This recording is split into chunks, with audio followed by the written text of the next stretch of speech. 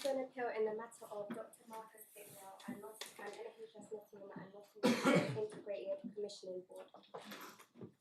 Yes, Mr. Appellant. My lady, my lords, I'm here on behalf of the appellants, Dr. Bicknell and the BMA, together with Professor Bogg, who is also counsel. My learned friends, Miss Criddle and Casey and Mr. Ross, appear for the respondent, NHS Nottingham and Nottinghamshire Integrated Commissioning Board. Thank you. May I check your lordships and your ladyship have the core bundle, a supplemental bundle, and an authorities bundle? Yes, thank you. Thank you. And by way of loose additions sent on Monday and provided in hard copy today, an updated copy of the appellant's skeleton argument, which includes all of the authorities bundle references for ease of reference. Thank you. And two further documents, namely a public consultation on the draft GP regulations of 2006 and the government response to the GP consultation. And mercifully, I'll only be taking you to one or two paragraphs in each of those two documents. Thank you. Having dealt with those practical matters, let me begin by setting out the case with your permission. What I intend to do is firstly to set out the core issue for this case, and then to provide an overview of the case in broad terms. Then I intend to take you through the jurisprudence and then to address each of the grounds in turn. As to the core issue, this appeal turns on the proper interpretation of economic activities under Regulation 3.2 of the GP Regulations 2006. My lordships, my lady, you have those at page 19 of the authorities bundle, and that sets out in this regulation economic activity means an organised grouping of resources which has the objective of pursuing an economic activity, whether or not that activity is central or ancillary.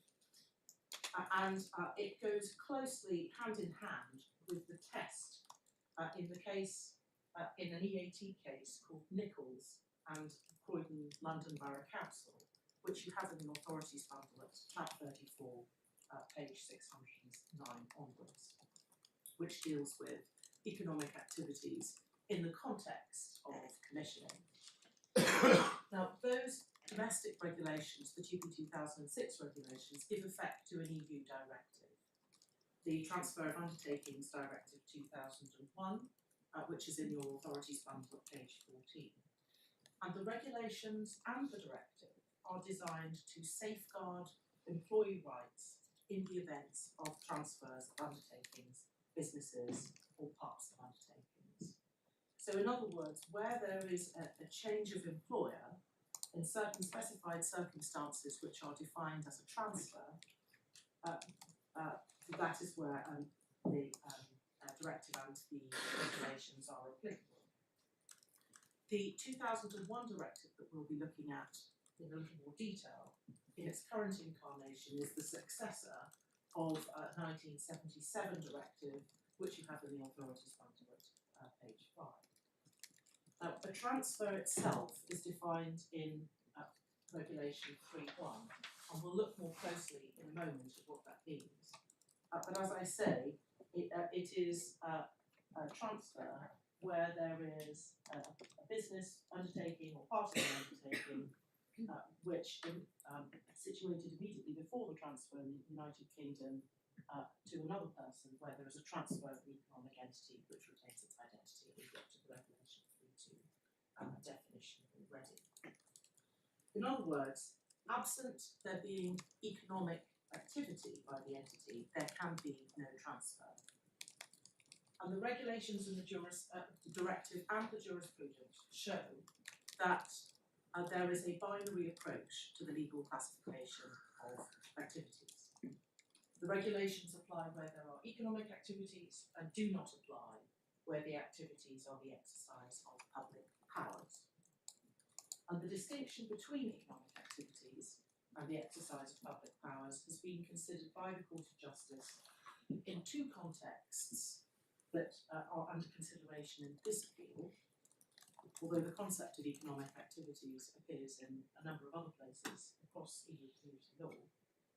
Firstly, it appears in the context of Article 1 of the 2001 Directive, the Cheaper Directive, and secondly, in the context of EU competition law.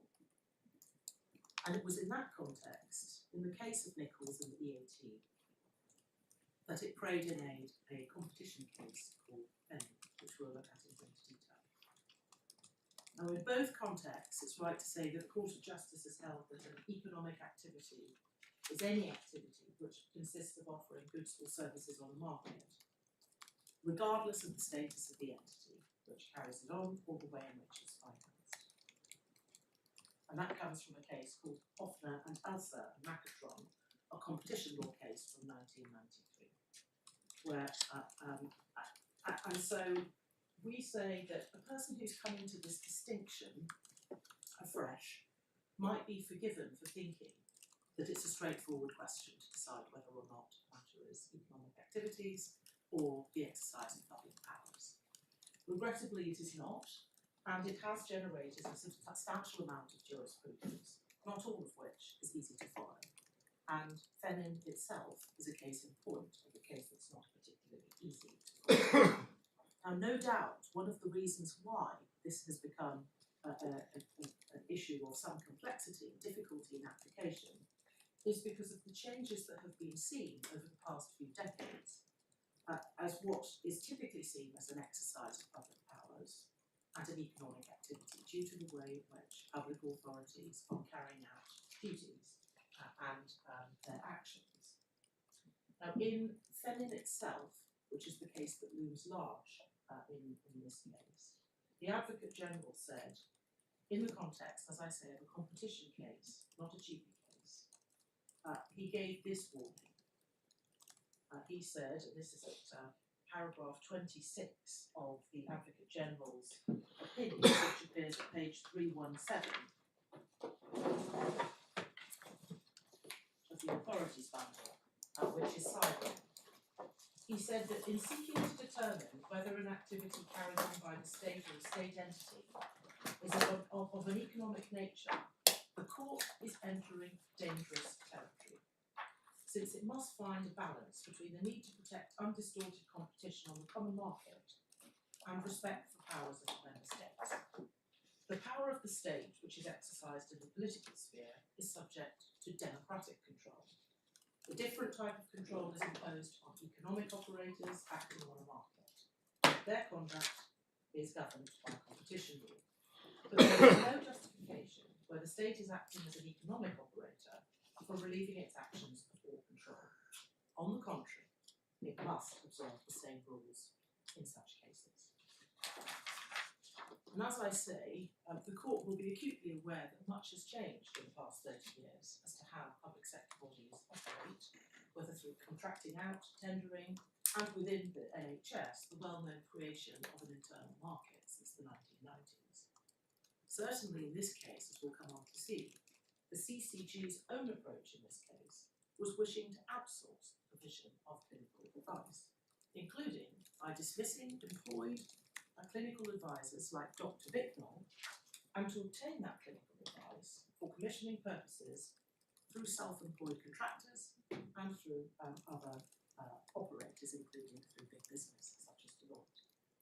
That was something that Nottingham City CCG was doing, and with something that the other CCGs with whom it was intending to merge, and for the most part already done.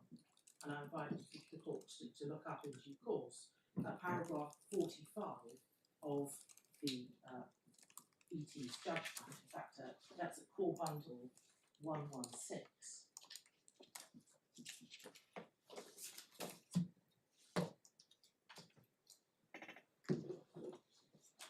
In the middle of the page, it's a matter of some relevance to note that of the Nottinghamshire CCGs, there were multiple CCGs in Nottinghamshire, only two of them, one of which was NC CCG, i.e. Dr. Bicknell CCG, employed clinical leads with the rest of them engaging their clinical leads on a self-employed basis under contracts for services. So it was already the position that in Nottinghamshire, for other CCGs, that they were using other sorts of arrangements to obtain clinical advice and other aspects to do with commissioning. We also see within the tribunal's judgment that they were using specialist big business operators to provide them with expert advice as to commissioning services and structures. There's a reference at page 127 of the tribunal's, paragraph 127 of the tribunal's judgment, page 130, where there's a reference to, in 2018, Deloitte produced a report headed Future Commissioning and Provider System Architecture in Nottingham and Nottinghamshire ICS. That report had been commissioned by NHS Mansfield and Ashfield, and that set out a direction of travel. So this is a case where there are already commercial operators who are operating in this space, providing a range of services to do with commissioning and structural matters. And of course we know, as a matter of judicial notice, common sense, that there is an enormous market for procurement and commissioning, and which is not at all surprising given the vast sums that are spent on healthcare goods and services. And indeed, in due course, I'll come to the numerous examples which were raised in writing and orally in submissions before the tribunal of where the CCG, in this particular case, have been relying on private and third sector organisations for commissioning and procurement services, as well as for the delivery of healthcare services. I'd also like to make one observation, which is about solidarity. You might have seen in my learned friends' submissions that they say that any reference here to solidarity is a red herring. We find that puzzling because solidarity was the key feature, or assumed solidarity was the key feature in the case of Fenning, which is the most important CJU case that we will look at today, in the sense that it led to how the EAT constructed the necessary tests, as it saw it, for healthcare commissioning in the EAT. It's important to note that it is no part, now or before, to say that the respondent relies on solidarity in this case. That has never been part of its case, and is not a part of its case. The respondent? Today. The respondent's case, yes, that's right. That's you? No, we're not the respondent, we're the appellant. Yes. Yes. Sorry, who are you saying doesn't rely on it? Yes, the respondent in this case, Ms. Criddle, does not rely on solidarity. They say it's a red herring. Yes, indeed. They do So- say it's a red herring. So I'm not sure I follow why they rely on it. Well, we say that the only way in which you can understand the case of Fenning is through the lens of solidarity. Yes. And because, and so when you come to see what does economic activities mean, we'll see in due course that Fenning, because it was decided on an assumed solidarity basis and for procedural reasons didn't in fact consider economic activities, it means that what we can draw from Fenning is necessarily limited. And so to that extent we say it's not a red herring, it's an essential part of the context. But we also say that it's important to note here that the respondent, this CCG now ICS, is not relying on solidarity in this case to say that solidarity is explains the functioning of the CCGs here. Just to step back again in terms of the broader picture, for healthcare services themselves, the NHS, as is well known, is and has always used private providers. GP practices are undertaking private undertakings, individual GPs are independent contractors, they have been recognised in the EU as such in the case of Pavlov. Pharmacies are independent private undertakings, dental providers are independent private undertakings. And the NHS provides services which compete with the private sector, as well as those which compete with other NHS services, and indeed with other NHS services that are delivered through private providers. And so deciding what is needed for a particular population, what to purchase, when, on what terms, from whom, and monitoring whether you have received what you contracted for and whether it delivered the outcomes that were expected, is done by organisations day in, day out. Organisations of all types, including in the context of healthcare and otherwise. I imagine that you would find that also in contexts completely outside the health sector. For example, prisons, Yes. the Ministry of Justice, when it comes to courts, court buildings. I imagine there will be all sorts of arrangements which have to be made with private entities, Yes. commercial operators, to provide various services. Yes. Yes, that's right, and that's why we say that what in effect that has been provided in the case of Nichols based on a misunderstanding of the case of Fenn, and then regrettably further misunderstood by the tribunal in this case, what was not done was a sort of careful, fact-sensitive assessment of the circumstances in that particular case. What instead we got was a perception by the tribunal in this case that there was an immutable bright line, that once you see a magical area which is called commissioning, in particular healthcare commissioning, that necessarily is not economic activities. And we'll come on to see that in due course. We say that in the context of TUPE, that is not an acceptable way to proceed, and this careful, fact-sensitive evaluation is necessary, including understanding the context of the TUPE protections. Now, so in the circumstances of this case, the ET concluded that, wrongly we say, that in a case involving a CCG, it wasn't engaged in economic activities, and so Dr. Bicknell's claims based on TUPE failed, whereas otherwise, but for that point, they would have succeeded. And similarly, in respect to the BMA's claim regarding failure to inform them themselves, they failed on that point alone, where otherwise they would have succeeded. And that's apparent from page 184A of the tribunal's judgment, which you have in the core bundle at page 107, and also at page 100 and paragraph 185A to D.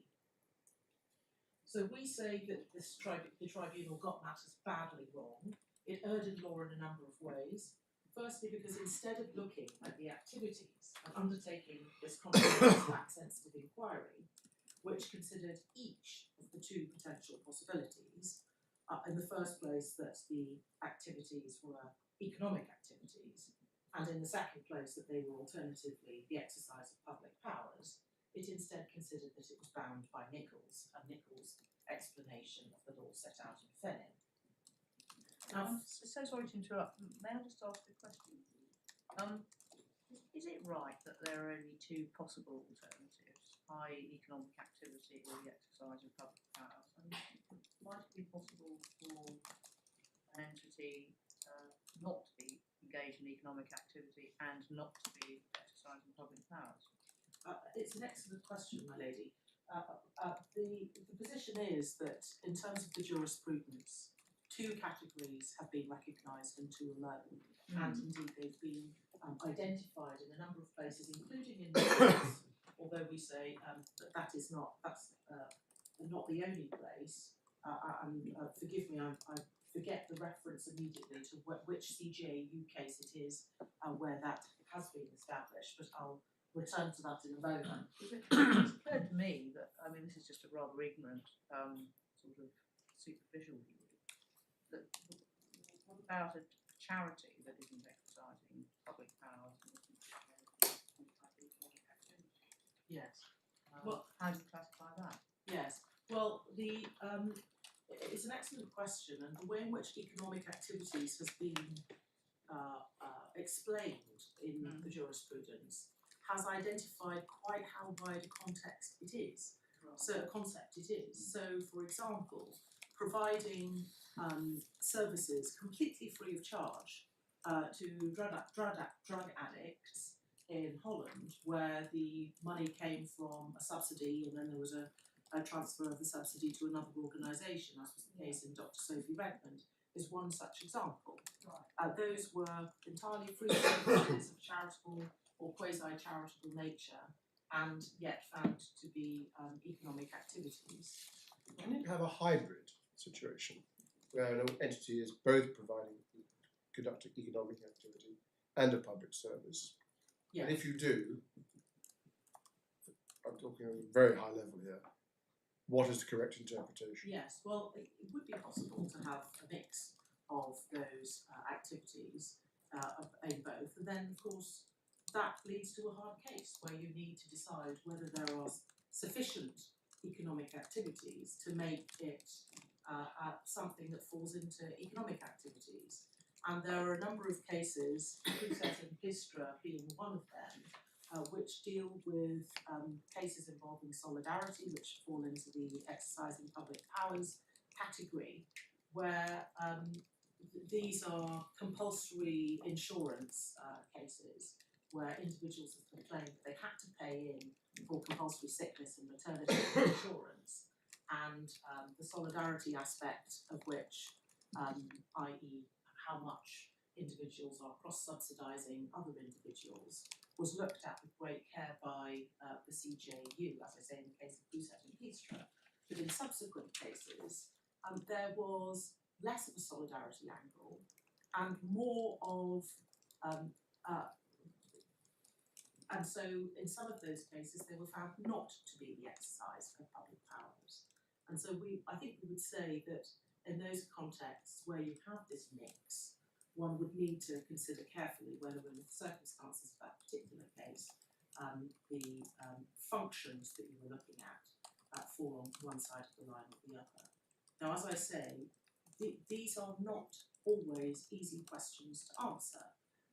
Classical example of economic activities everybody would understand, putting goods and services on the market. The classic position in relation to exercising public powers, having a police force, for example, or a judicial system. Well, that's right, but as we've already touched on, the police force, the Ministry of Justice running courts, the Ministry of Justice running prisons, will, in today's world, be engaged in a number of transactions. They won't be doing a lot of the services. Yes. Will not be performed by a public authority itself at all. So, Yes. so they will be, in a sense, they will be operating in a marketplace. Yes, exactly. But what's the litmus test? Do you then ask whether that individual activity is an economic activity, or do you look at the Ministry of Justice running the court system and say, well, on the whole, it's not? This goes back to what we mean by transfer, and of course when we're looking at transfer we don't have to be looking simply at the whole of the Ministry of Justice. If the idea were that the Ministry of Justice has a procurement department internally, and from now on it now wants to outsource that procurement department and get IBM to run that procurement department, as indeed I think it's Essex County Council has got IBM running its whole procurement department, then we are looking at whether or not that falls within the definition in Regulation 3 Yes. of being, sorry, I've just let me bring up the reference.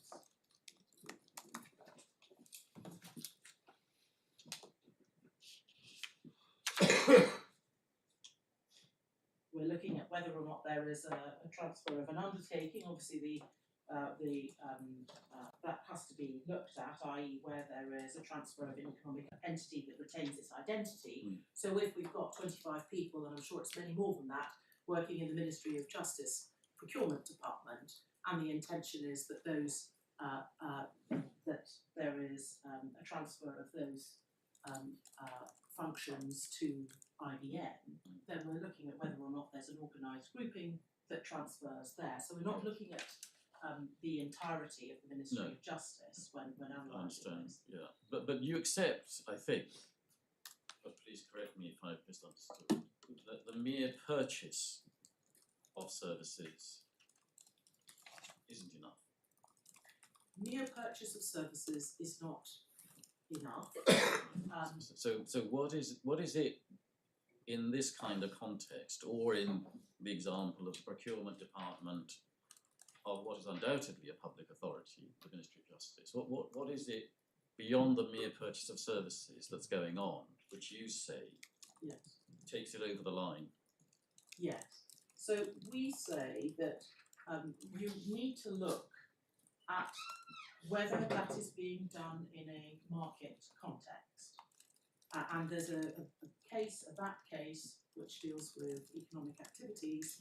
ICAEW, Lord Justice Belden explains the positions in that case. If I can just remind myself of the reference. By the way, please don't take your submissions out of order. Thank you. Just because members of the court have questions for you. We don't expect you to change the order of your submissions. Please come back to these points when it's convenient for you to do so. Thank you. I'm very grateful indeed, but it's extremely helpful to know the points that are troubling or of interest to the court.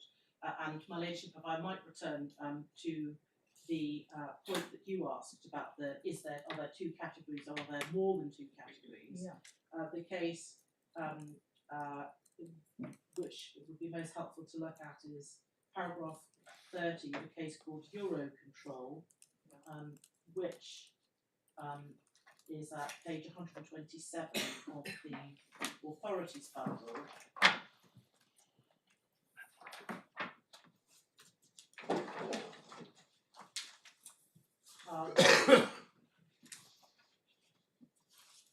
That explains the public administrative function aspect operates as an exception, so sometimes it will carve out from what might otherwise be seen as economic activity. Give me which paragraph number were you alluding Sorry, to? it's paragraph 30.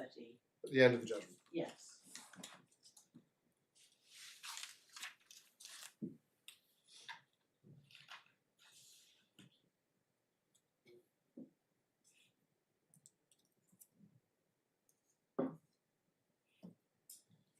So if I might say the ways in which the ET got matters badly wrong, we say, firstly, as I've said, it didn't consider both economic activities and the exercise of public powers. Fenin is a case which is a competition case, which isn't easy to understand even in a competition context, and has been described by distinguished academic commentators and competition lawyers as cryptic.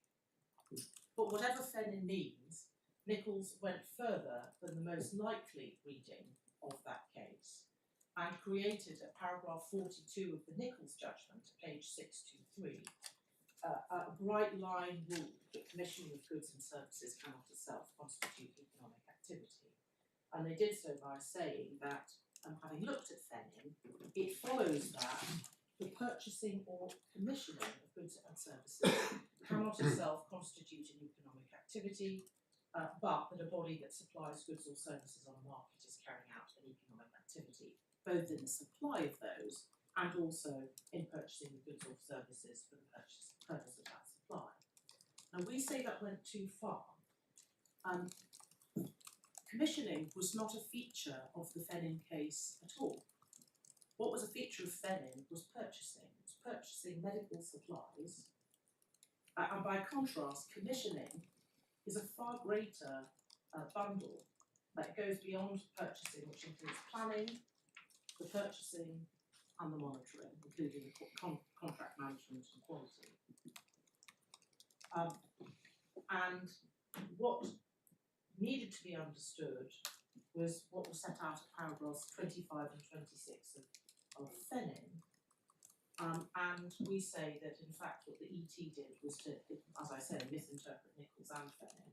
So paragraphs 20, which paragraphs in Fenin? 25 and 26 of the judgment in Fenin, which is at pages 333 to 334. And that's the CJEU. That's the CJEU, yes, that's right. We're coming back to these. I am, yes. Thank you. I'm just sort of setting these out as the highlights, the headlines. Right. Regrettably, the tribunal in this case expressed a conclusion without reasons at page 126 of the court title. In particular, page paragraph 105.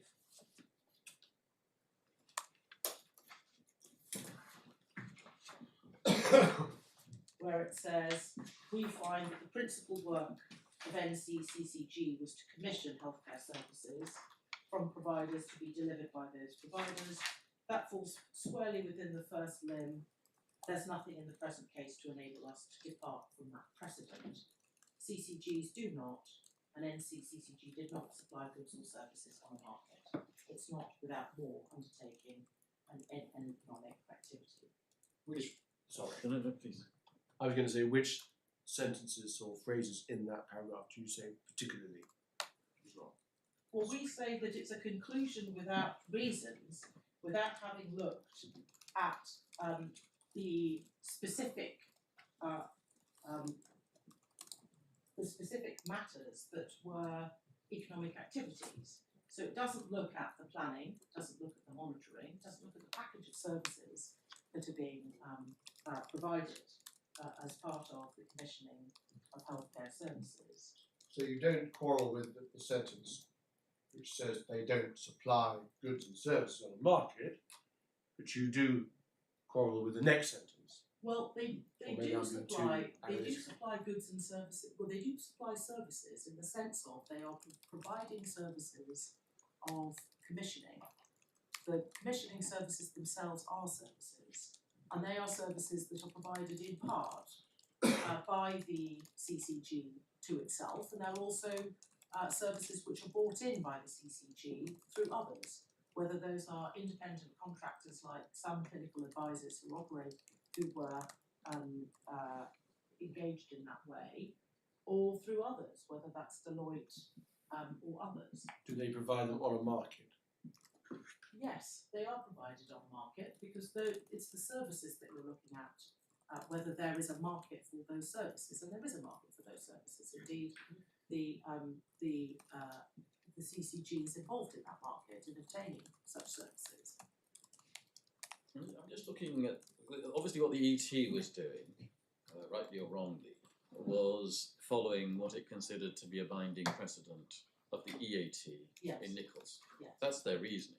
I know you criticise it for not being reasoned, but that's their reasoning, good or bad, that's their reasoning. It is. So if one then goes back to the quotation from Nichols in paragraph 104, the first subparagraph there, purchasing, if we just break it down, the purchasing of goods or services cannot in itself constitute an economic activity. Would you accept that is accurate as a matter of law?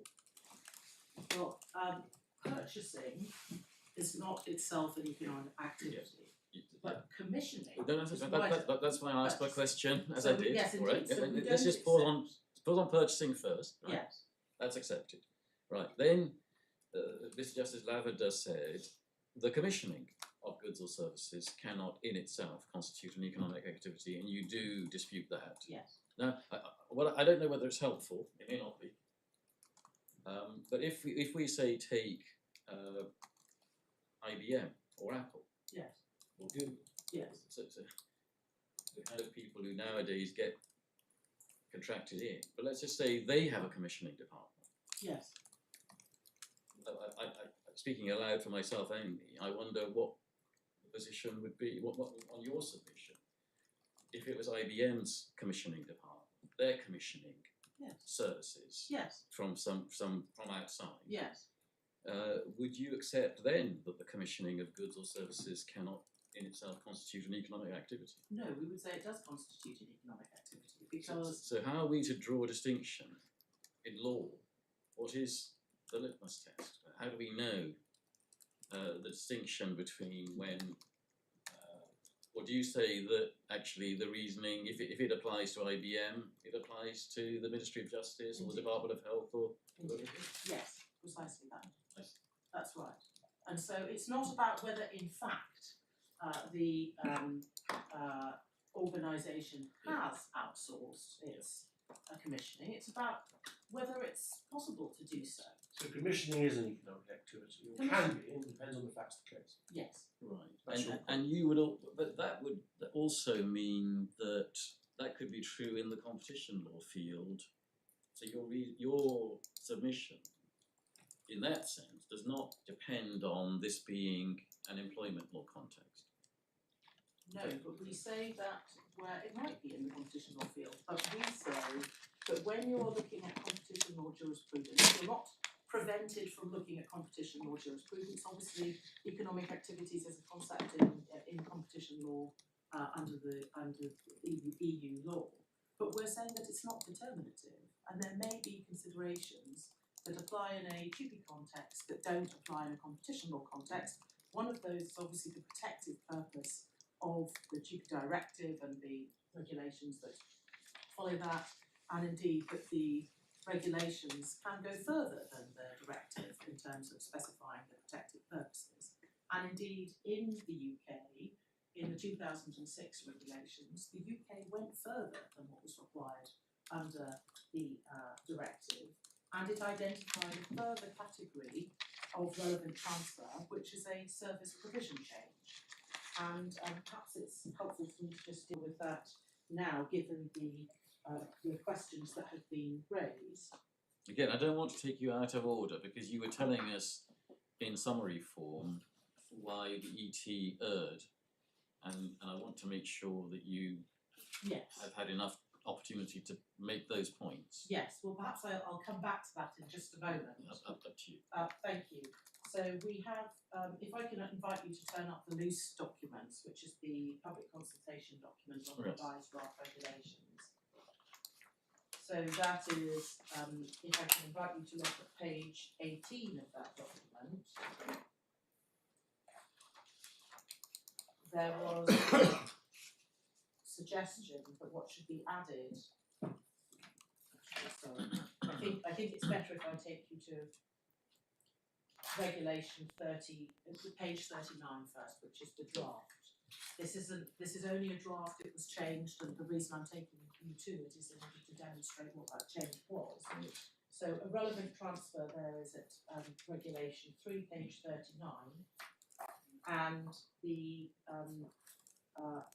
3.1b is the category of service provision change.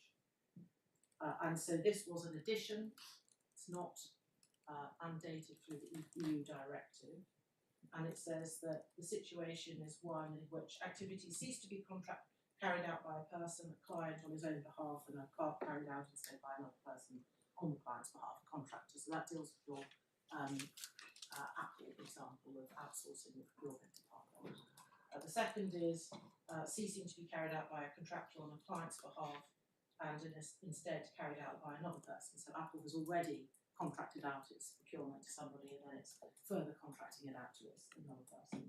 And then the third is activities cease to be carried out by a contractor or subsequent contractor on the client's behalf, and then instead carried out by the client. So that's Apple deciding it now wants to bring its procurement function back in-house. And it says here that the regulation 3.3, draft regulation, before the service provision change, there's an organising grouping of employees, and then over the page, of B, the activities concerned do not consist wholly or mainly of the procurement or supply of goods for the client's use, or any of the activities referred to in the section. Now it's B1 that is of importance here. It doesn't consist wholly or mainly of the procurement or supply of goods for the client's use. And if we look at what the reason for excluding procurement departments at that stage, it is at page 18 of this consultation document, at paragraph 26. And that says the policy underlying this draft regulation is to ensure that extended coverage doesn't inadvertently encompass cases where the arrangement between client and contractor is wholly or mainly for the procurement of or supply of goods for the client's use, rather than the carrying out of service activities of the kind that it's intended to catch. And then it goes on to give some examples. Now, what in fact happened once there was a consultation and the government responded, which was in the following year, is set out in the second loose document that I've provided. And I need to take you to one part of that, which is page 13, paragraph 2.14. Having considered the procurement aspect, the government acknowledged the change and removed the reference to procurement. And it said the reference to procurement might mean Where are you reading from now? I'm sorry, it's 2.14, the bottom of the page at page 30. Thank you, I'm sorry. The reference to procurement might mean that the outsourcing of the client's procurement department would be caught by the exemption, an effect which the government did not want to achieve, as such departments clearly provide a service function. The government therefore proposes to delete the reference to procurement. So that we say is a helpful reference. But so far as government is concerned, of course, it's the government that is the legislator here putting forward these regulations.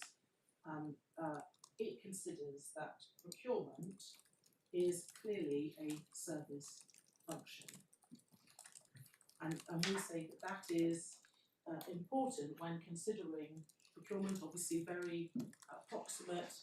Commissioning includes procurement, and so when looking at commissioning, it would be very odd, particularly when looking at the TUPE regulations as a whole, a coherent whole, which we would need to do, to see that if for the purposes of a service provision change, it's considered to be an obvious service function, but for the purposes of a transfer, it's not a service that amounts to an economic activity. So if I return then to my submissions, apologies for taking this slightly out of order, I've said that Nichols has misinterpreted Fenning, and I've explained that already that commissioning goes way beyond purchasing to include all those other aspects, and that the ET had overlooked that it was necessary for the tribunal to consider all the particular activities to determine whether they fell into one or other of the two mutually exclusive categories. And in this respect, it's helpful to turn up the case of Nichols at page 623, because as critical as we are of Nichols, and we're critical of, in particular, paragraph 42, Yes. Nichols did say, at page 623, did not advocate a shortcut. Page 623, paragraph 45.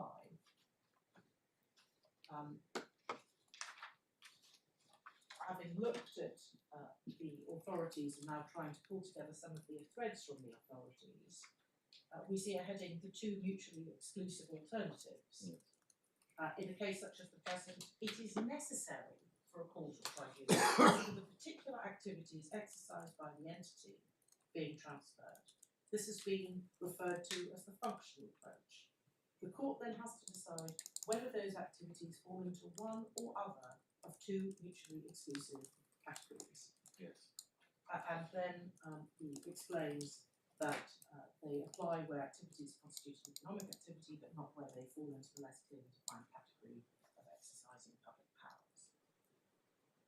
And so we say that that is something that was entirely overlooked and not followed by the ET. And in particular, if we look further down in that case, at page 625, having identified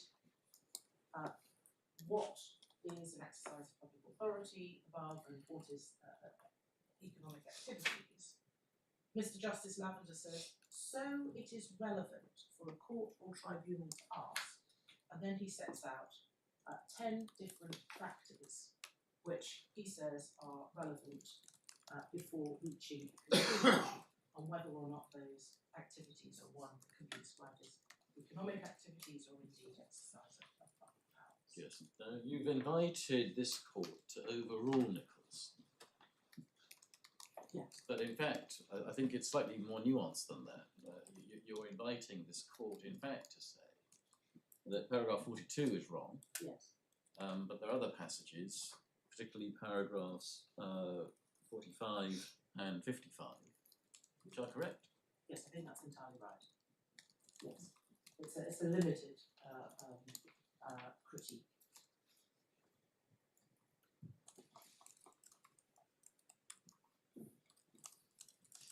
What the tribunal got very wrong was that the tribunal considered that once you've established that you're looking at a commissioner of services, that is the end of your inquiry and nothing further is needed.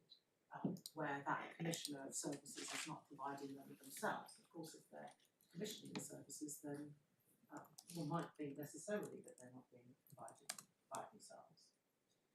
Now, the tribunal's own attempt to understand Fenning ended extremely badly because it misquoted and misattributed a key part of the court's judgment to the Advocate General.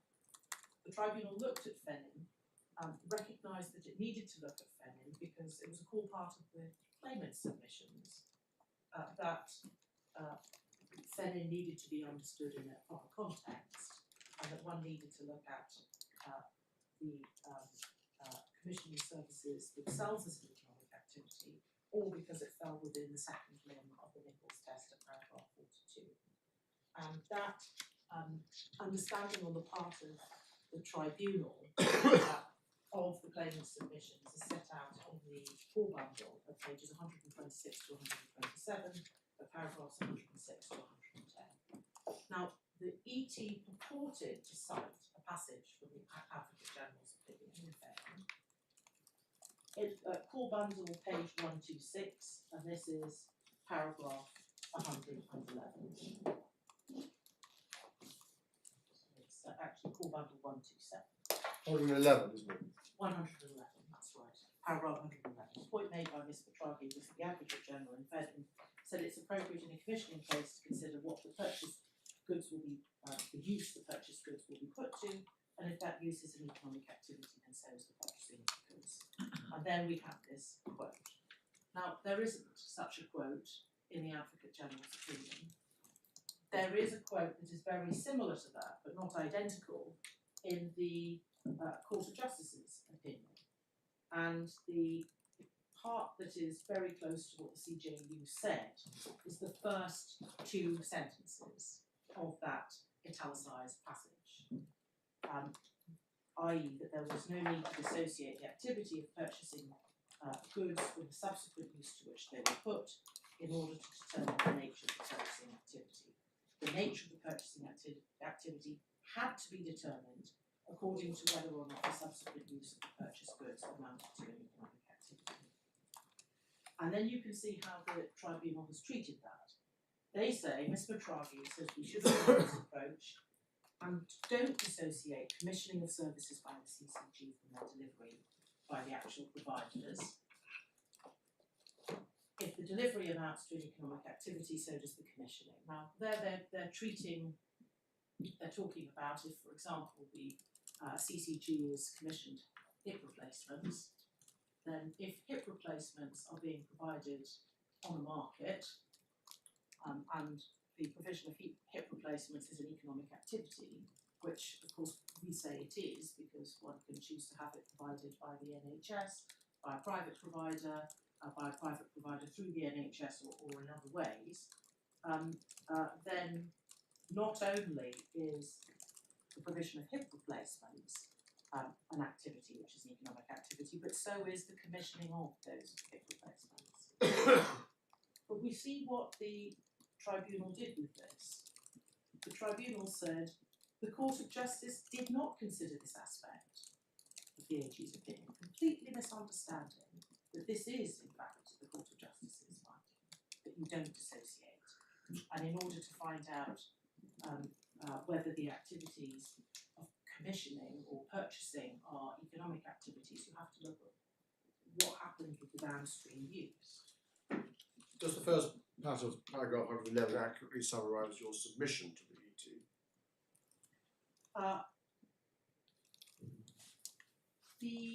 Our submission encompassed both the commissioning, the CCG's function as commissioning as an economic activity, as well as the services that were being provided downstream being economic activities. So the provision of hip replacements Yes. being an My economic point is, activity. did you say that the Attorney General had said what? Oh no, no, So that's no.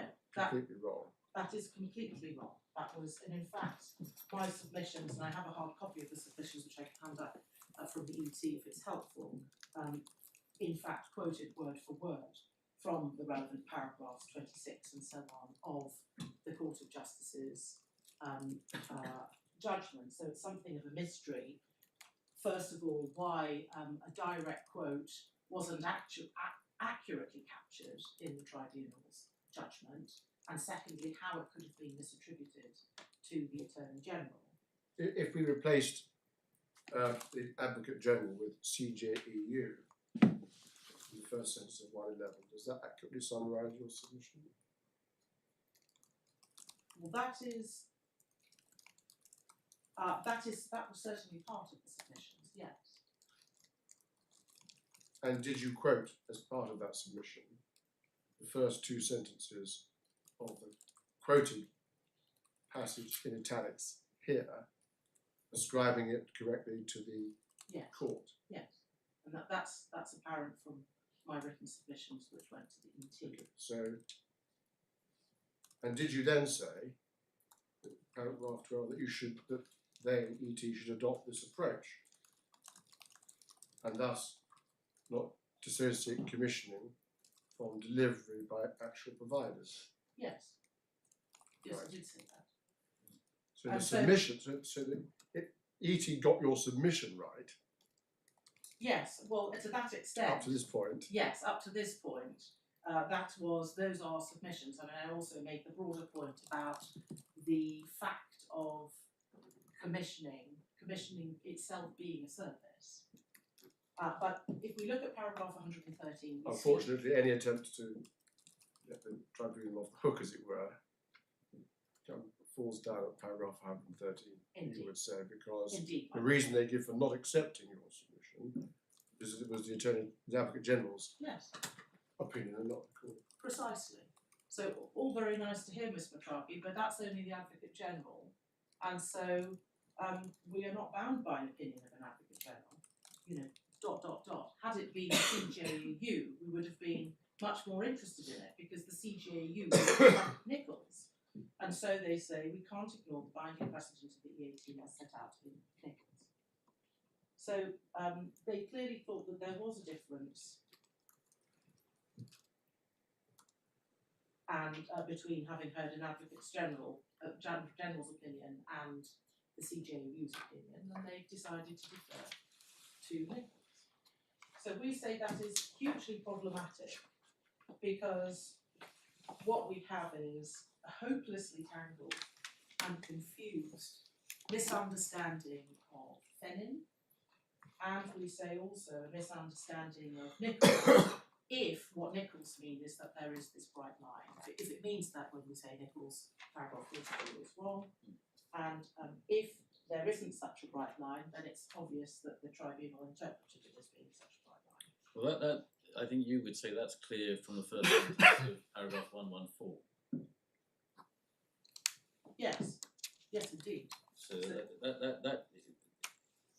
that's a second ground of appeal, I think, It is. or a different ground. It is, yes. I think that's ground 3 of our Yes, appeal. yes, ground 3. So, you know, Nichols, for all the criticism we make of it, and we do make criticism of paragraph 42 in strongest terms, Nichols provided a clear route map identifying and indeed adopting the AG's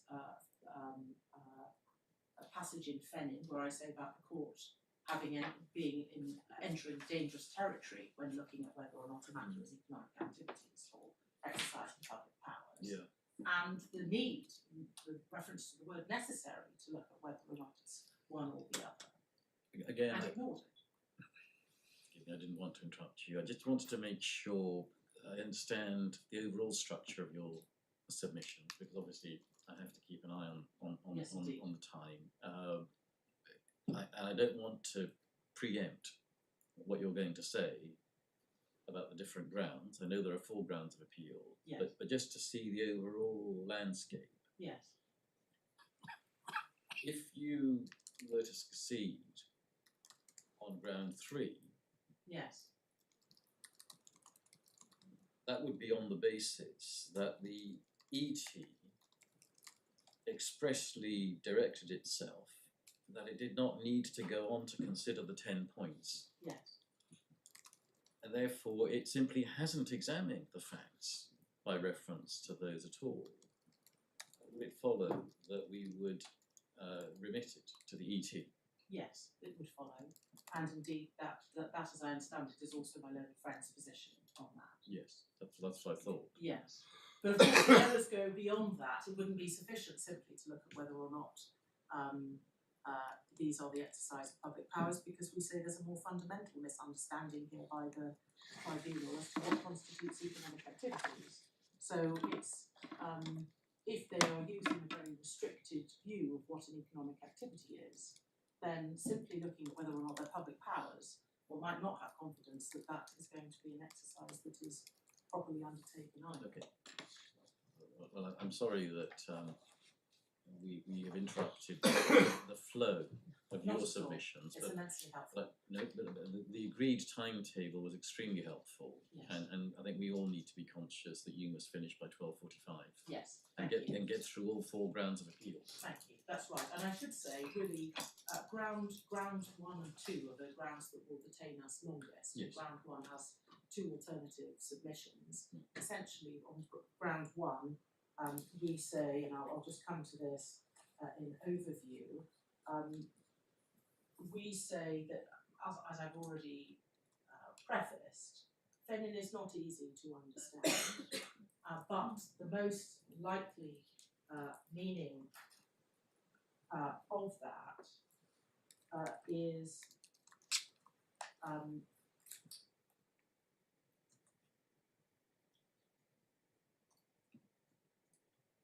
there's 2 ways of looking at Fenin. Firstly, that Fenin wasn't wrongly interpreted by Nichols, and if that is the case, then we say Fenin is not applicable in a duty context. But the other way to interpret it is that Fenin was simply misinterpreted in the case of Nichols. Turning to ground 2, the concept of economic activity, this is our statutory interpretation point, we say has to be construed in accordance with the ordinary domestic principles of statutory interpretation, and have the tribunal done so, being sensitive to the regulation's context and purpose of employee protection, there would have been no basis to restrict the protections to exclude employees of the Commission and CCG. And then turning to ground 3, we've just touched on this, we say there was this failure to consider the exercise of public powers exception, because the tribunal concluded that the Nichols view on commissioning was determinative, which we say was in error.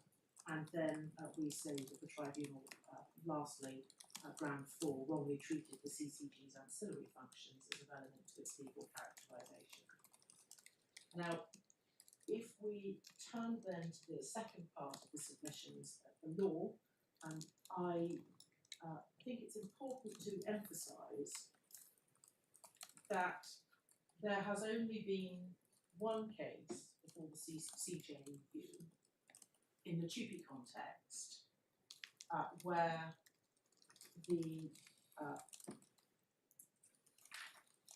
the exception, which is now in Regulation 3.5 of TUPE, has been applied. So this is the sole example of the directive, Article 1 of the directive, i.e. that a transfer is not a transfer where it is where it involves public administrative functions transferring, having been held to apply, and that is Henke. So the issue in Henke was whether there was a transfer when a number of German municipalities came together in a single administrative collectivity. The claimant in that case had been employed as a secretary to the mayor in one of the relevant municipalities and was contending that her employment had transferred to the newly formed administrative collectivity. This case, my lord, is dealt with at tab 17, page 139 of your German court made a reference to the Court of Justice, essentially asking whether the concept of transfer of undertaking applied to the transfer of administrative functions from a municipality to the administrative collectivity. And before answering that question, the court outlined the rival contentions that had been advanced by the parties to that reference. They were, firstly, that the claimant had contended that the directive should apply in circumstances because the entity of such as a municipality carry out some activities of economic character. By contrast, the Commission submitted it was necessary to distinguish between areas of activity that involve the exercise of public powers, such as the mayoralty, the police, prison staff and so on, and functions which could be considered to be economic activities such as waste disposal or operation of public transport and waterworks. And in the Commission's view, those areas of activity which involve the exercise of public powers fell outside of the directive, whereas those which were economic in nature fell constituted an undertaking. The UK government contended that a local authority would not come within the scope of the directive if it mainly or solely performed activities typical of those carried out by a public service. And the German government argued that municipalities were not undertakings because none of their activities were economic in nature. So very different positions forward. And having summarised those competing arguments, the court proceeded to answer the question that had been raised by the German court in the following way. And this is at page 161 of the authorities bundle.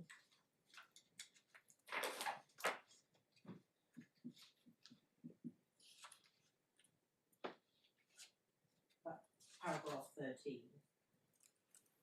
They said that as appears from the preamble to the directive, in particular the first recital, the directive seeks to protect workers against the potentially unfavourable consequences for them of changes in the structure of undertakings resulting from economic trends at national and community level through inter alia transfers of undertakings. And then at 14, consequently, the reorganisation of the public administration or the transfer of administrative functions between public administrative authorities does not constitute a transfer of an undertaking.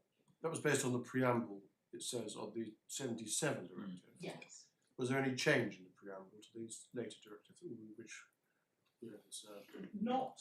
There is only one in terms of the preamble that I think is of assistance, and that is, I think, recital 5, which in the later directive relies on the charter, the fundamental charter, if I might just bring that up.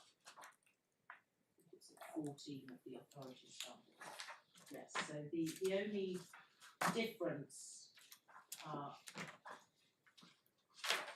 is that at recital 5, page 14, sidelined part, it says the Community Charter of Fundamental Social Rights adopted on the 9th of December 1989, which obviously postdates the 77 directive, states in points 17 and 18 in particular, the completion of the internal market must lead to an improvement in the living and working conditions of workers in the community, and then goes on to say that that improvement must cover, and it provides various employment regulations such as procedures for collective redundancies, information, consultation, participation, and at the end of that paragraph, that must be implemented in due time, particularly in connection with restructuring operations or in the case of mergers having impact on the employment of workers. So we say the only change that is material in terms of the preamble and recitals is one that provides further emphasis on the protective nature of safeguarding employee rights under the directive.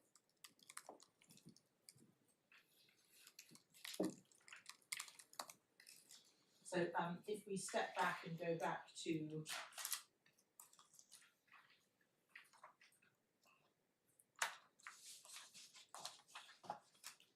thank you. So yes, just going back to Henke, as I say, that's the only decision of the Court of Justice in which the exception to Article 1 of the directive has been held to apply.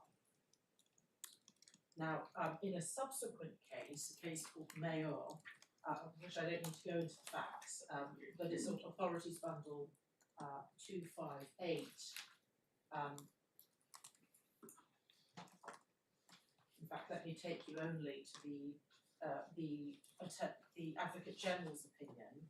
Advocate General Ledger pointed out that the Court of Justice had given a strict interpretation to the Henke exception, and the reference for your page reference for your use of reference is at page 268 of the Authorities Bundle, at paragraph 60 to 61 of the Advocate General's opinion.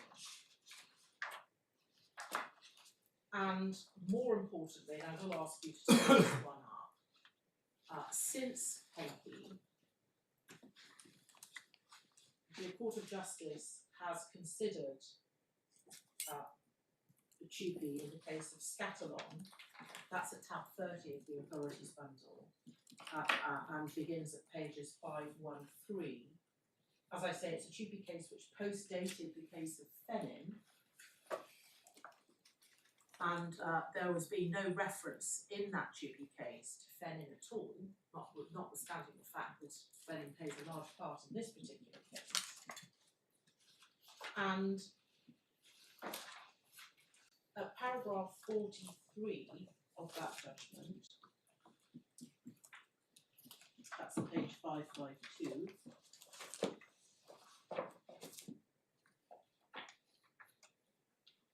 it refers to the term economic activity, and then goes on to explain at 44 the exclusion of public powers, 552. And then it goes on to explain, this was in the context of cleaners who were working in one school being transferred to work in another school, both of which were public authorities, but a case in which there was a transfer nevertheless, and amounted to economic activities, not the exercise of public powers. I just invite you to look at the reference at page 555, paragraph 57 at the top of the page, a rather sobering thought, and where the court says that there's nothing to justify developing a case law in the direction that public employees protected as workers under national law and subject to a transfer to a new employer within the public administration should not be able to benefit from the protection offered by directive solely on the ground that the transfer falls within the context of a reorganisation of that administration. It's important to note in that regard that if such an interpretation were accepted, any transfer imposed on such workers could be removed by the public authority concerned from the scope of the directive simply by invoking the fact that the transfer forms part of a staff reorganisation. Important categories of workers carrying out economic activities within the meaning of the court's case law would thus risk being deprived of the protection provided for by the law.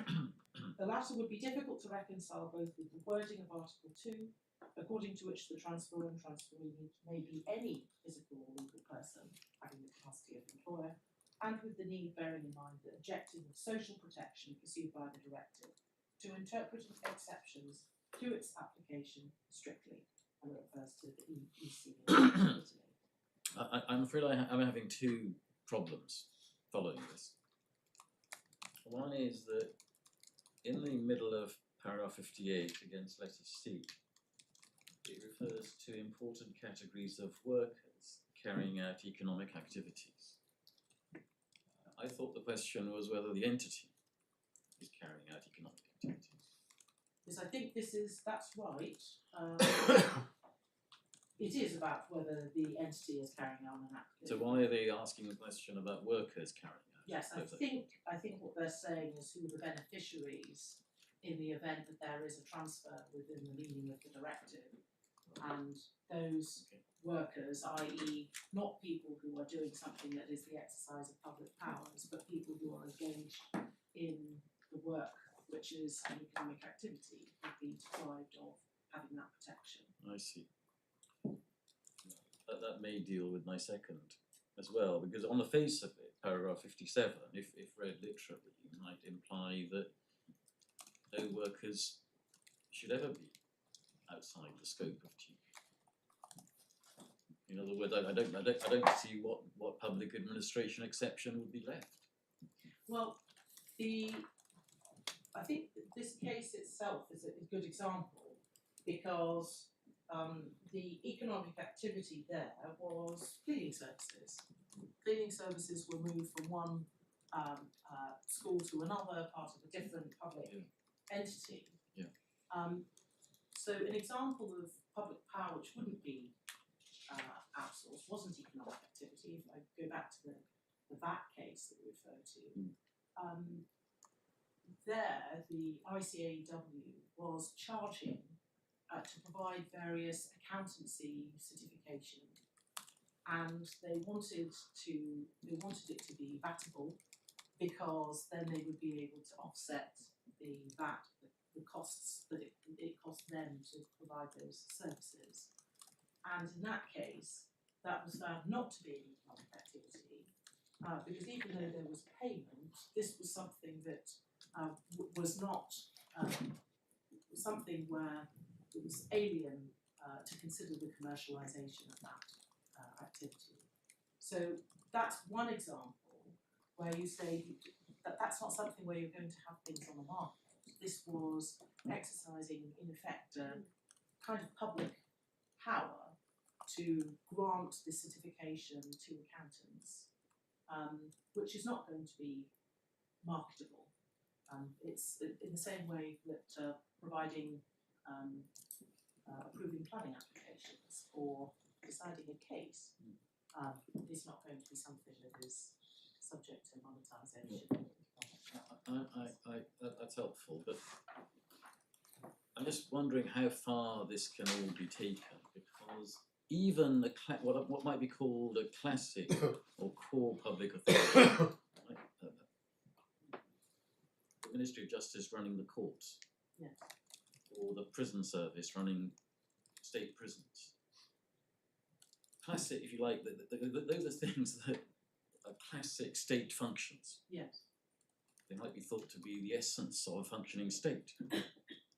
That's the minimum that a state has historically done and is expected to do, to have a court system, for example. Yes. Right? But even those entities will need cleaning services, for example. They will enter into contracts Yes. with people to come in. So, but I think everyone accepts that simply engaging in that kind of activity does not turn you into an economic entity. Well, Is that right? who is the you in that context, may I ask? So if Well, the we, public authority. yes, but if there was a person who was working for the Ministry of Justice, the security guard, and the Ministry of Justice decides that they no longer wish to have directly employed security guards, then the entity that we're looking at, because you're not required to look at the entire Ministry of Justice, you can look at under Regulation 21, you're looking at whether or not there is an organised grouping of persons who are carrying on that activity. In that situation, those people would not be involved in the exercise of public powers, because security services can be provided by private sector organisations, third sector organisations. Indeed, there is a market. You can ask tomorrow and get 3 different quotes for people who can provide those security services. Yeah, but if that's right, that suggests that the fact that it's the purchase of such services doesn't take it outside the scope of duty. Because I thought everyone accepts that the mere purchase of services does take it outside. The case of Fennin was not about the purchase of services. No, I appreciate It was that. about goods. and the case that we're dealing with obviously is about the commissioning of services. No, that's a very fair response, Yes. because obviously what we have to decide at the end of the day is this case. Yes. But I'm trying to understand what the principles are, Yes, indeed. and it's my fault. I'm just having difficulty in understanding, reading paragraphs 57 and 58 of Yes. Appellant, which forms quite a high point of your case. It does. I mean, if it means what it says literally, I'm afraid, speaking for myself, I have difficulty in understanding why, for example, the purchase of services by what is undoubtedly a public authority wouldn't bring you within the scope of TUPE. Well, we do say that the purchase of services would come with it. So the purchase, I suppose it depends how you describe this. Commission services, we say, are commissioned. It's not like buying a good for personal consumption. When you are seeking to engage security contractors, you are looking at what are the needs of the organisation, who should be providing them, on what terms, how, and then monitoring and undertaking contract management, which is a broad set of services and activities. I don't want to interrupt you unnecessarily. Please tell me if it's an irrelevant point. You took us to the reference to the recital Yes. or the preamble to the earlier directive. I asked you a question about the preamble to the current directive. You haven't taken us to the scope of the directive as defined in, or maybe you have, and I missed it, in Article 1C Yes. of the current directive, Yes. which draws the distinction between undertakings engaged in economic activities, this is at page 15 of the bundle, and an administrative reorganisation of public administrative authorities, or the transfer of admin functions between public administrative authorities, which they say is not a transfer. Yes. Forgive me. You're quite right. I haven't. I think perhaps I've drifted off course. So certainly this 11C is effectively the codification of the Henke exception that I referred to. So Henke's 1998.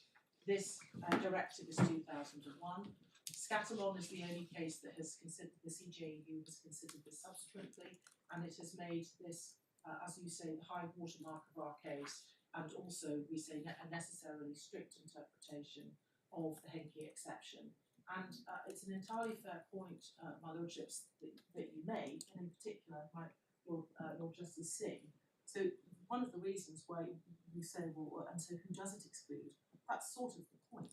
It's a very narrow exception because in this day and age, the way in which services are provided is such that most are capable of being monetised, marketed, put on, traded in an economy such as ours. Two points. First of all, you said it was the codification of Henke. In fact, it appears word for word in the 77 directive. As the scope in Article 1C, 11C, exactly the same phrase appears in the earlier directive. So it's not, forgive me, I don't see how it's a change following on case law. It's just reiterating what's in the previous directive. Thank you. Apologies. You're quite right. Regulation 3.5 is the addition. Okay. In, My second point is therefore, GB forgive me for interrupting 2006. you.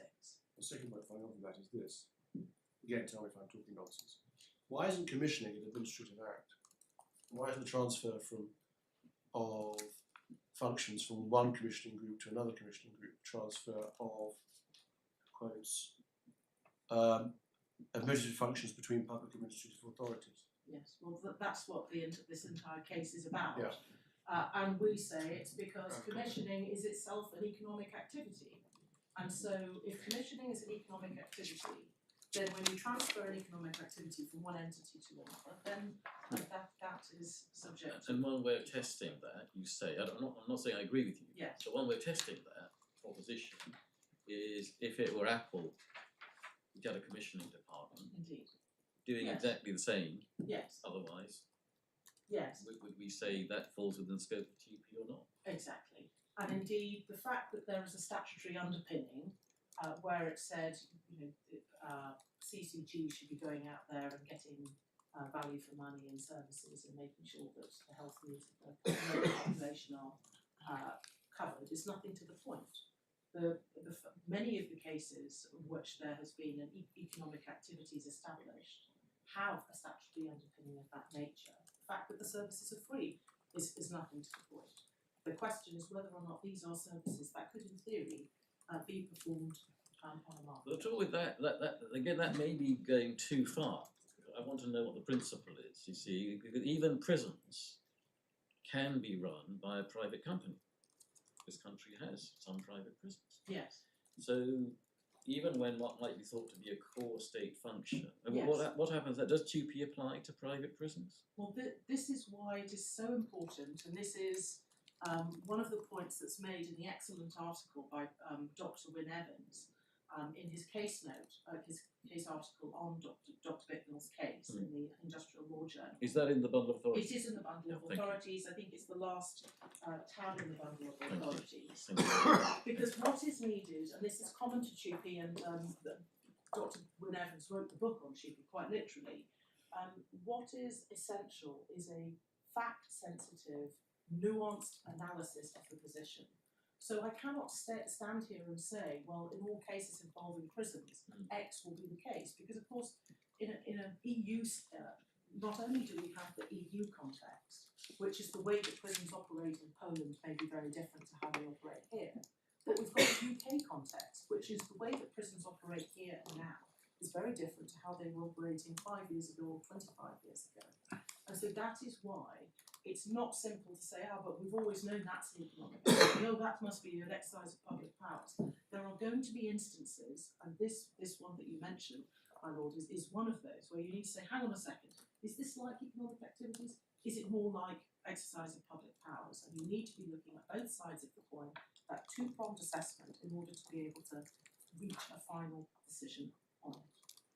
And that, of course, is what was sorely lacking in this particular. Right, very good. And I apologise again that the court keeps interrupting you, but you understand why. Yes, indeed. Because we want to I'm know grateful for we the want to know what the interventions. principles are. Yes. But I do want to make sure that you have an adequate opportunity to complete your submissions by 12:45. Thank you, I understand. And I will attempt to speed up. So, let us go to Fennin. A lot has been said about Fennin. It looms large, and as I've said, this was not a TUPE case. It has never been cited by the Court of Justice in a TUPE case. Understanding that there have been 5 TUPE cases post Fennin, and it wasn't discussed in Scatterall, which I've just taken you to. Now, it's also worth keeping in mind that unlike the public administrative function clause, there is no direct textual reference to commissioning or procurement in either the directive or the TUPE regulations. On the contrary, we know that when it came to the 2006 regulations, procurement was specifically taken out as an exception. So if we start with the Court of First Instance judgment, that's at page 290.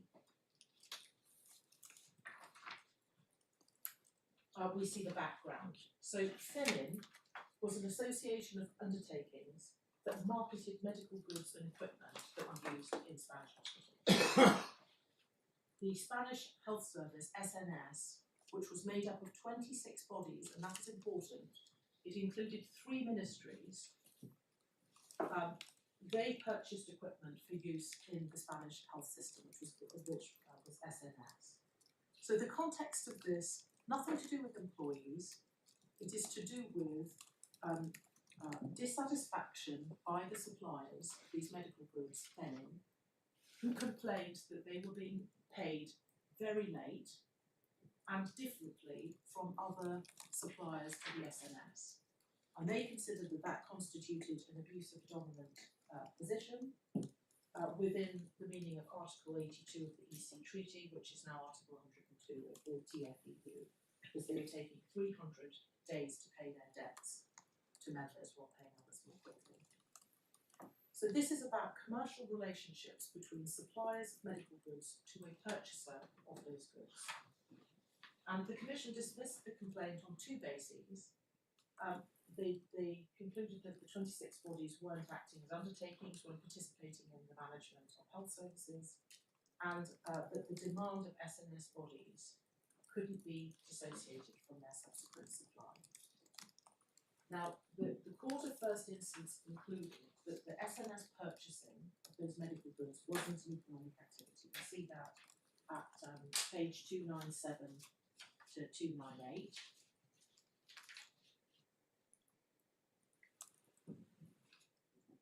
And they say that an undertaking is an entity engaged in economic activity. At the end of paragraph 36, they say the nature of the purchasing activity must be determined according to whether the subsequent use of the purchased goods amounts to economic activity. And at 37, they say that organisations that are purchasing goods, not with the purpose of putting them on a part of an economic activity, but in order to use them in the context of a different activity, such as one of a purely social nature, don't act as an undertaking. So in other words, if you're buying the goods because you intend to put them to some sort of economic activity later, included, if you are using those goods for a purely social nature, i.e. Because they are operating in a entirely a market where these are distributed for free and where there isn't any economic aspect to it, then they are not included. And it's worth identifying at paragraph 37, they've said that the activity for which the entity has purchased goods is not an economic activity if it's not acting as an entity.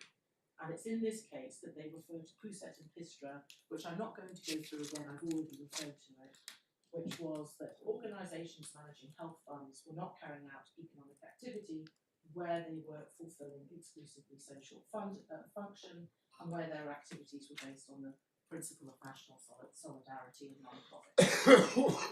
And that's the case where I've said that there have been subsequent cases which have a slightly different flavour, where they weren't entirely social, where they didn't provide the same level of benefits and where different outcomes have been reached. At paragraph 39, and this is important, they note that it's not disputed in the present case that the SNS, managed by ministries and other organisations, operates according to the principle of solidarity. So when the CFI is making its decision, it's on the basis that this is a solidarity-based system. And it's a purchase case. And it's a purchase of goods case. Purchase of goods. So you say, actually not about commissioning at all. Yes, and this is not a solidarity case. CCG is not. That's your second thing. Yes, I indeed. understand that. Yes, that's right.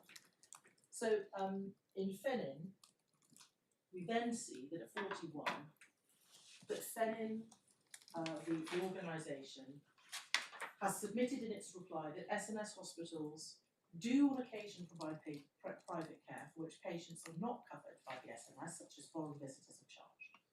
So what they're seeking to do now is say, hang on a second, you're assuming this is all about solidarity and so not economic activities.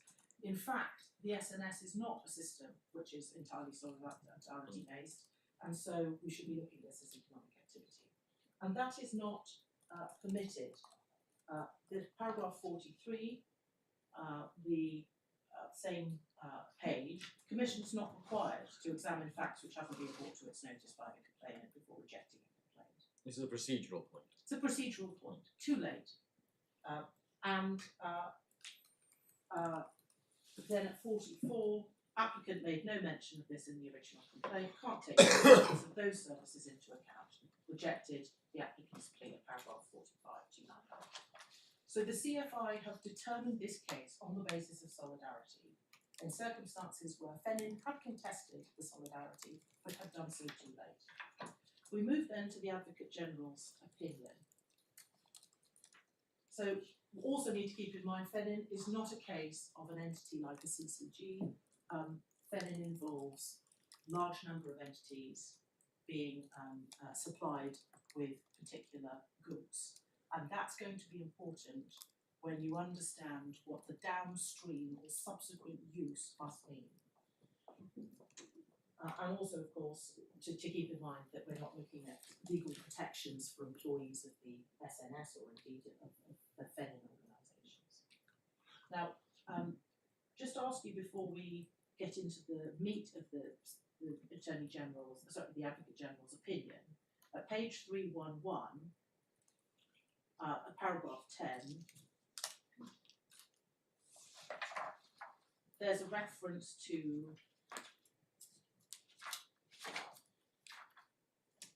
competition law. This is just one of them. But we say that during the course of the FENIN case, there's reference, as indeed there are in other competition cases, to economic activities in the context of competition law.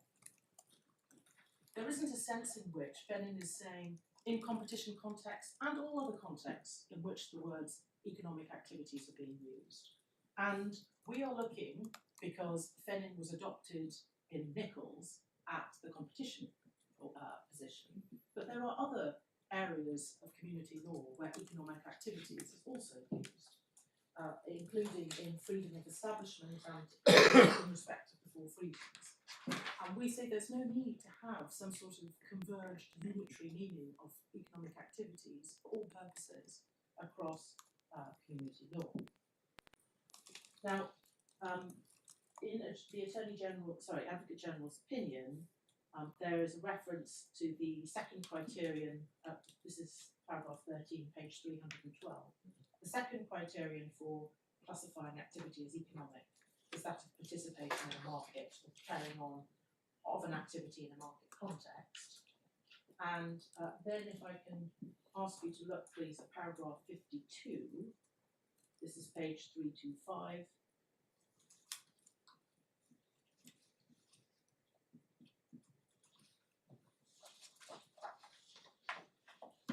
The Advocate General says it doesn't appear that the activity of providing healthcare to its members carried on by SNS is of a different kind to that carried on by public hospitals in another case.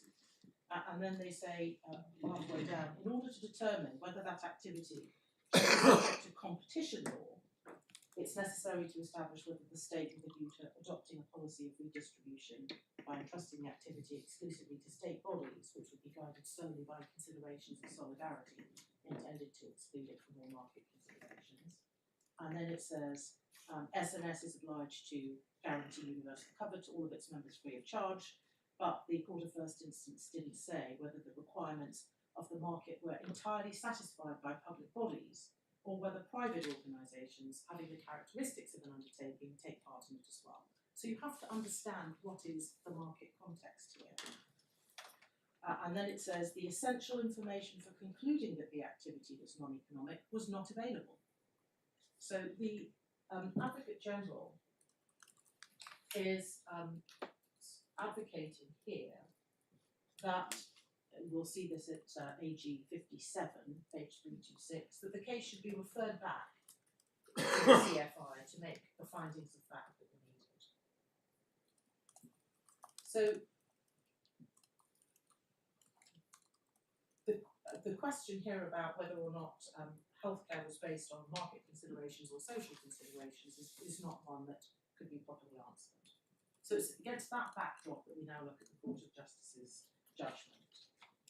Now, the Court of Justice similarly treated FENIN's argument that the SNS undertook economic activities as inadmissible, and that is set out at page 333 of the Authorities Bundle.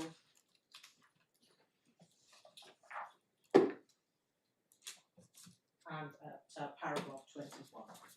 It must be held as the Commission rightly observed that the economic nature of the activity of the provision of medical treatment, the connection between the purchase of goods and equipment, and their subsequent use and the consequences that have been raised were not put forward by FENIN for the first time. Sorry, were put forward by FENIN for the first time at the appeal stage. It follows that the second part of the single plea relied on by FENIN must be dismissed as inadmissible. So FENIN they're only looking at this in the context of a solidarity-based system, despite the protestations of Fenin, which came too late. And then we look at the court's consideration of whether purchasing in itself could be considered an economic activity.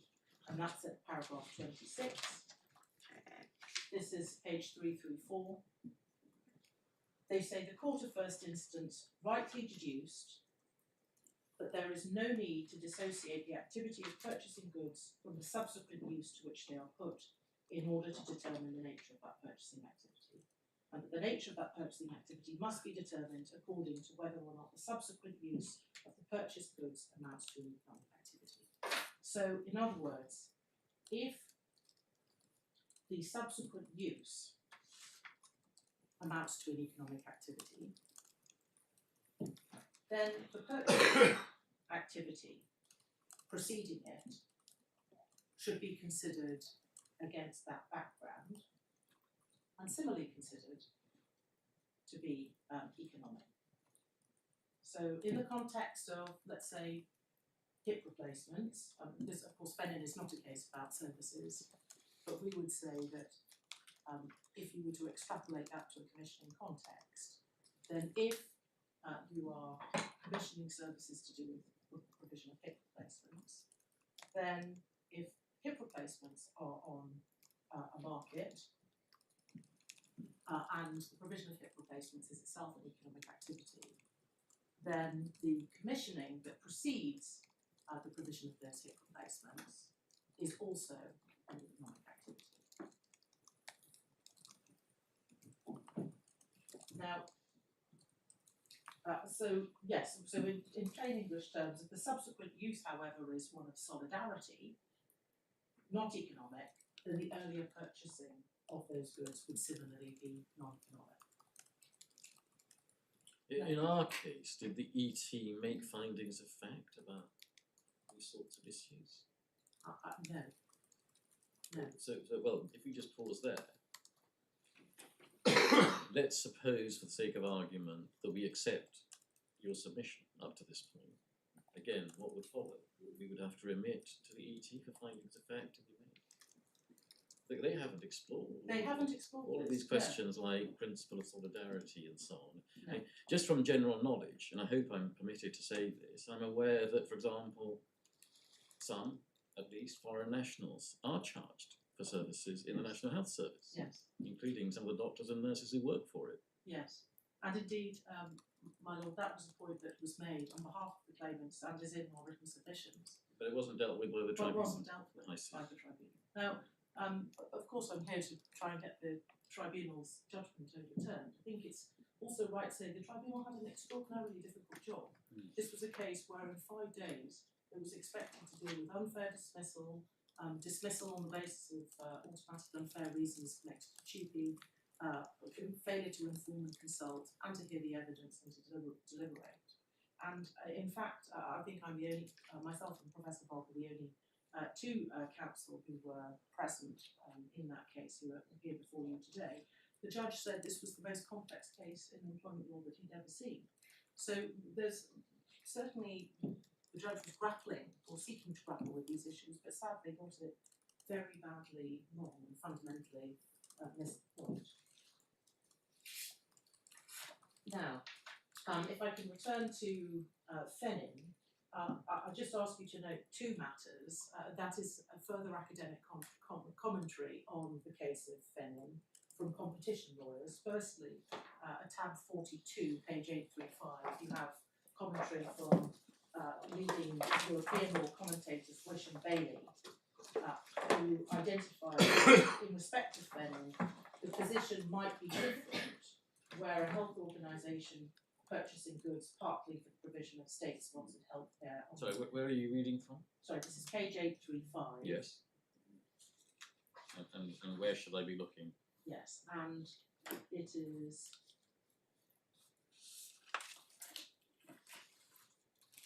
yes, apologies. It's paragraph C, and it's the last part. It actually picks up the point that you made, my lordship. It says that the Fennin case, the position may be different, where a health organisation purchases goods, uses them partly for the provision of state-sponsored healthcare on the basis of solidarity, but also charges certain patients, for example, tourists from overseas, according to market principles. So in other words, even in a solidarity, what's predominantly a solidarity-based system, where there are economic aspects to it, that may take it outside of the realm of the binary category of public powers and into the category of economic activities. And also, Prosser, another leading commentator, page 819,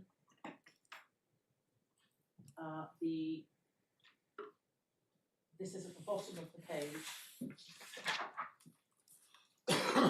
commenting on Fennin, says at first sight this complex case law may appear to have led to an appropriate conclusion. If a member state chooses to operate a health service, predominantly on the basis of social solidarity, decisions of the bodies comprising it will not be covered by competition law. If, however, a member state decides to introduce competition into the system, for example, contracting services out to competing suppliers of healthcare provision or creating a competitive internal market, then competition law will apply as the various bodies involved will be acting as undertakers. So we see that from Fennin, even doing our best to understand Fennin and assuming that Fennin has any relevance in an employment context, then the question of the downstream use is of fundamental importance as well as the market context. It's said against us, when it's talking about downstream use, that must necessarily mean subsequent use by the same entity. It can't be by a different entity, because at least in respect to the hip replacement example, it's said against us, yes, you're paying for the hip replacements, you're telling Chelsea and Westminster Hospital NHS Trust to do 500 hip replacements, but it's actually Chelsea and Westminster who are doing that, and so you shouldn't allow this single entity. You've got to look at the downstream use by a single entity, not by somebody else. We say to that, Fennin was not that sort of case anyway. The ministries of health, 3 of the ministries were involved in that case. And so when you're looking at the downstream use by 3 ministries, they obviously were not handing out wheelchairs or providing PPE or whatever it may be. So let's come to Nichols. Nichols was about Primary Healthcare Trust having transferred its public health team to the council under legislation enacting a staff transfer scheme, and then subsequently the council attempted to downgrade their terms and conditions. Some resigned, some claimed constructive dismissal, and some were dismissed. And the tribunal held that it wasn't a relevant transfer because of Regulation 3.5. The tribunal found that the public health team's activities included public health functions, and it noted that some of these services were offered by non-state actors on the market, but nevertheless found against a transfer. And the EAT allowed that appeal, mostly on the basis that there was a failure to give reasons, and it wasn't possible to see that the considerations that should have been looked at in this case actually had been properly considered in that case. Now, Nichols, I'll just invite you to turn up page 616.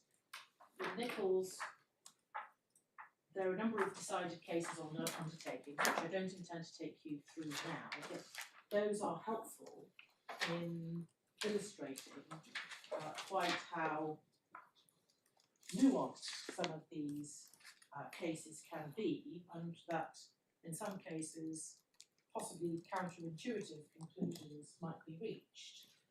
And a number of those are competition cases, and a number of those are TUPE and VAT cases, including the reference to the ICAW accountants case in the Court of Appeal, which is at page 617.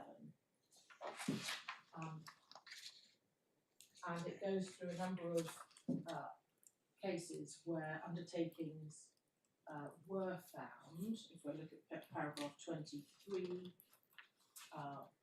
entities which have been held to be undertakings because of their activities being held to be economic activities, that's page 617.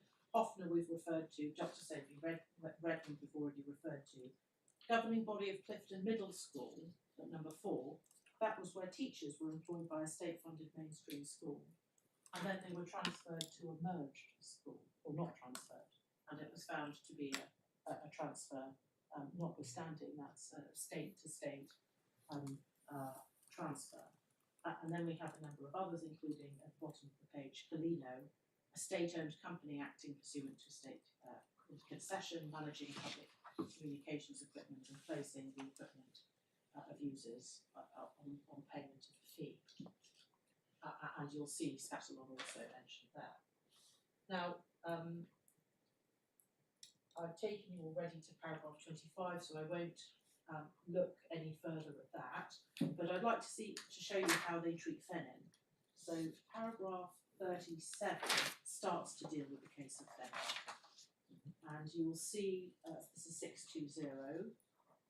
They also look at, sorry, Mr. Justice Lavender also extracts the Court of First Instance's decision, identifying the solidarity aspect to this, and then looks at a case, another case, care, which I don't need to take you to, and then paragraph 41, the Court of Justice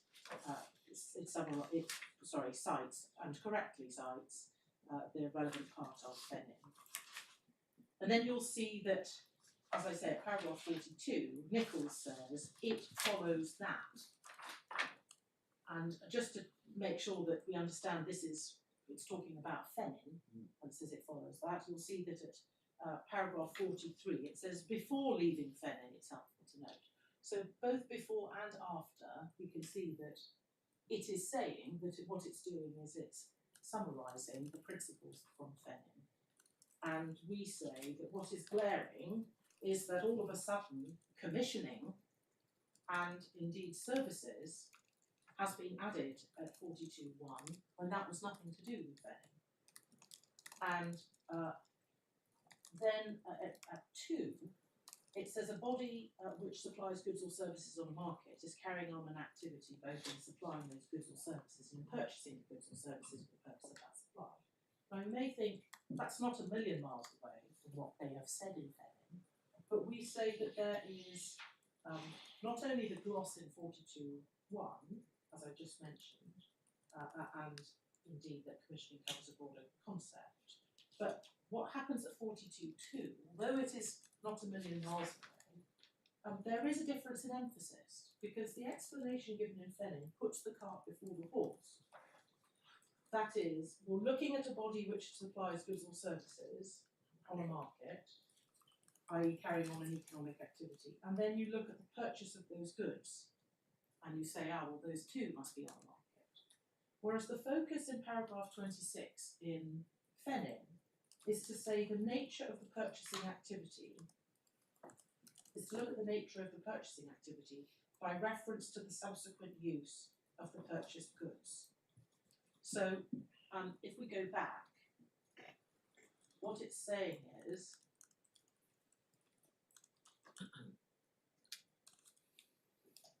in the last sentence after the comma, the nature of the purchasing activity must be determined according to whether or not the subsequent use of the purchased goods amounts to an economic activity. So you have to look at the subsequent use of the purchased goods. You don't just start with, well, there's not an economic activity here, and so you don't need to look at the subsequent use of the purchased goods. And we say that's one of the reasons why Nichols has got things wrong, and then the way in which Nichols has been understood by the tribunal is all the more wrong. And of course, the final point to make in respect of Nichols is it says at 2, a body which supplies goods or services on the market. And of course, in Fennin itself, we're dealing with this collectivity of bodies in the SNS. And for the reasons that I've already said, the ministry obviously is not going to be administering, giving out the wheelchairs or the PPE or what have you. And so it must have meant downstream use in that broader sense, downstream use even where it's a provider who is providing those goods or services. Now, we say that perhaps it's helpful if I illustrate how the ET, what Nichols would suggest, or certainly how the ET has interpreted this, and how, indeed, as I understand it, how the respondent invites you to find in this case. If I am a public entity, and I want to make sure that people are receiving PPE free of charge, if I buy the PPE myself as the entity, have it delivered to the CCG, let's say, and invite members of the public to come and collect it from me, those would be economic activities. And the reason for that is, just like in the case of Sophie Redmond, where drug addiction services are being provided free of charge through state subsidy, even if those are free, it's on the market, you can obtain PPE from other places. So if you're choosing to come and get it from the CCG as opposed to from Boots, Amazon, High Street or other NHS providers, then it's still an economic activity. And that's going to be true if I've just got some PPE in my cupboard, or if I've got a warehouse, or if I've got a lock-up or what have you. And indeed, my activities in procuring the PPE, looking for cost-effective solutions, right price, fitting a certain quality or description in the correct quantities from the supplier, etc., and monitoring afterwards, would also, by virtue of Fennin Nichols, be covered. I'm doing it myself, single entity. But by contrast, if I'm a public entity wanting to do exactly the same thing, getting PPE to people free of charge, but this time I don't have any PPE, or I don't want it provided to me first, because I want to get it into the market fast, perhaps because there's a pandemic or some other reason, there's no time to waste. And so instead of it being provided to me, I identify what the PPE I want is, and I get Boots to hold it for me, and I make it known to the public. You can go to Boots and you can collect CCG funded PPE free of charge from Boots, rather than my entity's office. Then according to the respondent and the ET in this case, that is not going to be an economic activity involving the CCG or my public entity, because I am not the one who's putting those goods on the market. Those goods are being put on the market by Boots, and the procurement on my part, commissioning on my part, is not going to be that those involved with the CCG in specifying we want PPE masks is not going to be an economic activity under Limb 2 of the Nichols 42.2 test. So we say that that illustrates the curiosity of the position. In both cases, the activity is fundamentally the same. It's about getting PPE on the market to members of the public. And we say that if there is some sort of difference, then it's not one that the tribunal hasn't grappled with at all.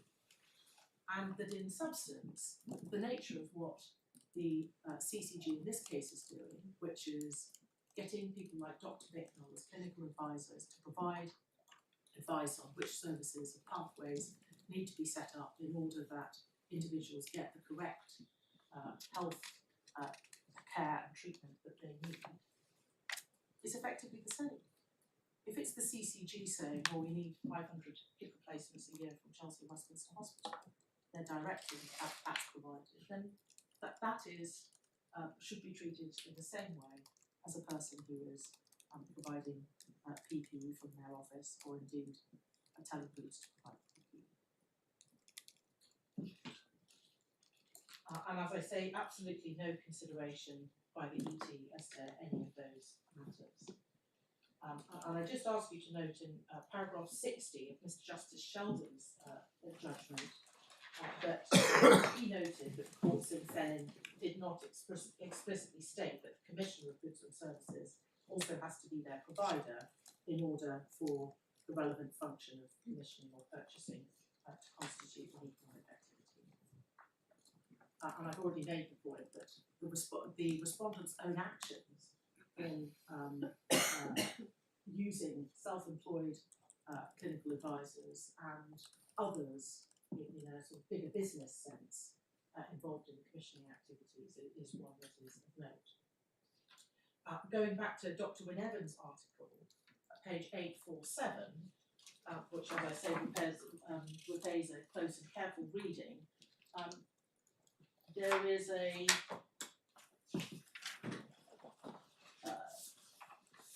he advocates for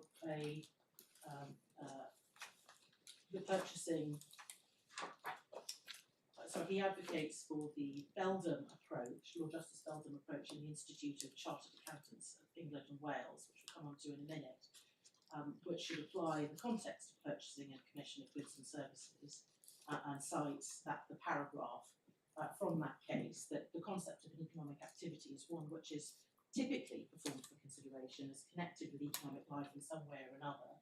It's not an essential characteristic that it be done with a view to profit or commercial reasons, but it must be an activity which is analogous to the activities so carried on. An activity which consists in the performance of a public service is not of an economic nature, particularly where the activity is not typically of a public authority. And he suggests that if that approach is used, then the function of purchasing and commission of goods and services, that approach would clearly be capable, depending on the factual matrix, of falling within the scope of the 2B, and that the fact that the function of purchasing and commissioning of goods and services can be provided by external procurement specialists in the private sector undermines the argument, which is consistent with Nichols, that the purchasing and commission of goods and services are, as Beldam, or Justice Beldam put it, activities to which the idea of commercial exploitation with a view to profit or gain is alien. And notes that in the CCG context, that the actual and or potential marketisation and privatisation of health services also demonstrates that the functions under review are of commercial and economic delivery, and therefore potentially economic in nature. Can we just pause there Yes. and note the time? Yes. So I would expect you to finish in 15. Yes, thank you. Thank you very much. So we say, as I've said, our first position is that Nichols provides a gloss on Felling that is not there. That's what's described as our primary case in the skeleton. Felling doesn't have the restrictive meaning of economic activities that Mr. Justice Laing says. And the alternative, our position is on ground one that Felling just doesn't apply because of the cheapy context here. The sorts of considerations that apply as to whether or not there are anti-competitive effects of an entirely different sort than the matters that are considered in a cheapy context. And we say that there's nothing to support the restrictive reading of economic activity in the cheapy context. And let me just invite the tribunal on that front to look at paragraphs 37 and onwards of our skeleton. I'll move to ground 2. So this is that the concept of economic activity has to be construed in accordance with ordinary domestic statutory interpretation, and that there's no basis for restricting the protections to exclude employees of CCG which are provisional. The directive sets a floor and not a ceiling to relevant protections, and economic activity should be construed purposefully and inclusively to support the protection of employees. So I've already taken you to the fundamental social right point, which is the addition in the 2001 directive, and that Article 1 applies to any transfer, save in Article 11C, and the economic activity, as set out at Article 11B, this is at page 14 of the authorities bundle, can be central or ancillary, and that it expressly applies to public and private undertakings, whether or not operating for gain, subject to the 11C point at the end of that paragraph. So there are, outside of those matters, no other circumstances where there is exclusion from the statutory protection, nothing to do with commissioning, purchasing, etc. But we can see that at Article 8, which is paragraph page 617 of the authorities bundle, that the directive, this is final provisions, it's on the right-hand side of the page. The directive shall not affect the right of member states to apply or introduce laws, regulations or administrative provisions which are more favourable to employees or to permit collective agreements or agreements between social partners. So it is a flaw and not a safeguard. And the protections of the directive are, to summarise, as set out in Article 3 following the transfer, safeguarding of rights, that the transfer in itself shall not constitute grounds for dismissal unless for economic, technical or organisational reasons, and setting out information and consultation rights. So that is what the 2006 regulations needed to implement. But as I've said already, taken slightly out of order, there was an additional category of transfer that was included, which are known as service provision changes, and we've looked at that already at page 19 of the authorities bundle.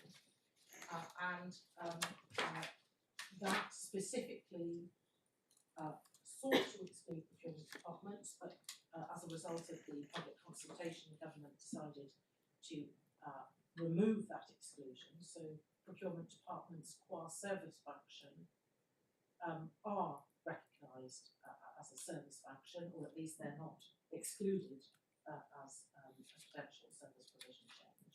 And so we say that a coherent interpretation of TUPE would treat procurement services, which, and procurement is of course one part of commissioning, as encompassed by both forms of relevant transfer, both the classical transfer and regulation 3.1a and the service provision change introduced in TUPE 2006. Otherwise, those protections would be fractured.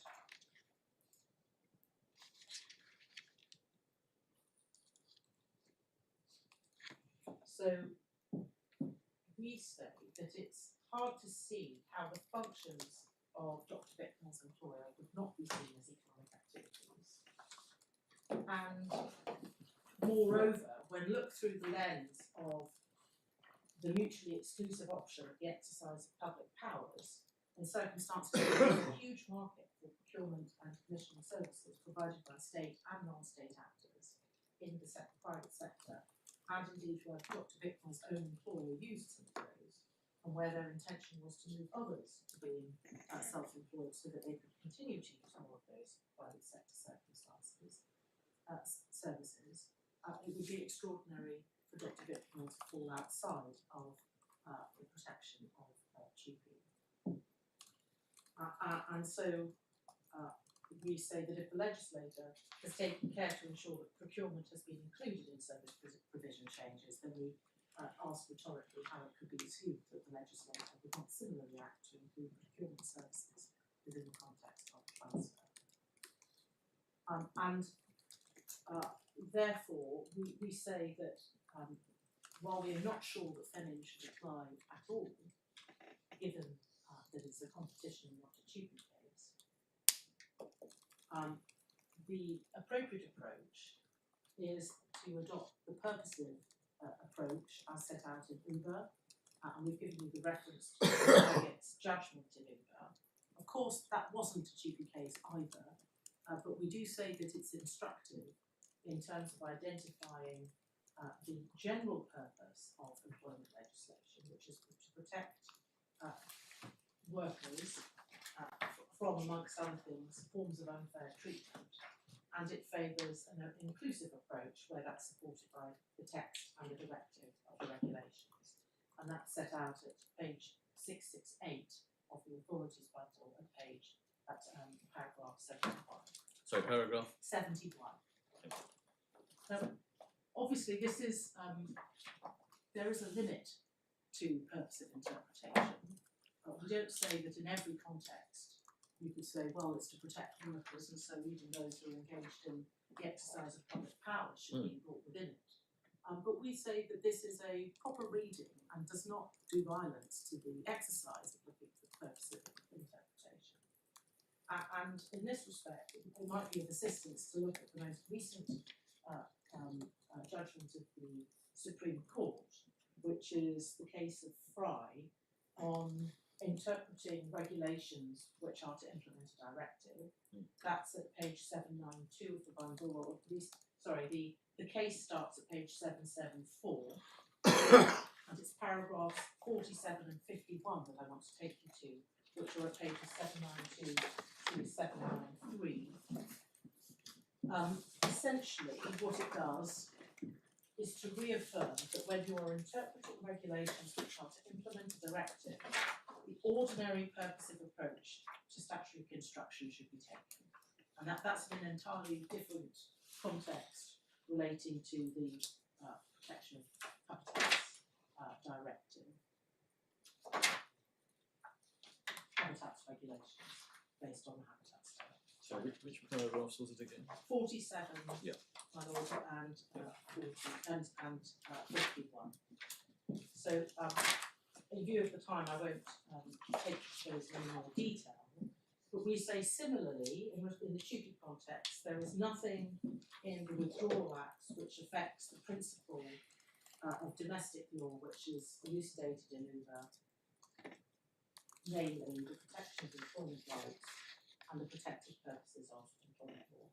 And indeed, that's the approach that has already been taken to the 2006 regulations in the case of OTG and BARC. And I would like to take you to that. I'll just find the reference.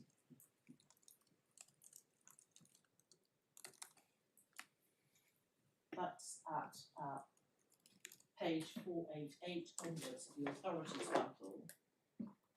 Now, the facts were somewhat complicated, but I think for the purpose that I'm taking you to, it's sufficient to take you simply to paragraph 21.5 and page 504, where Mr. Justice Underhill, as he then was, described the avowed purpose of the directive, this is a Chupi case, is to protect employees in the event of a transfer. I'm so sorry, I missed the paragraph reference. My lady, it's 21.5, 504. Thank you.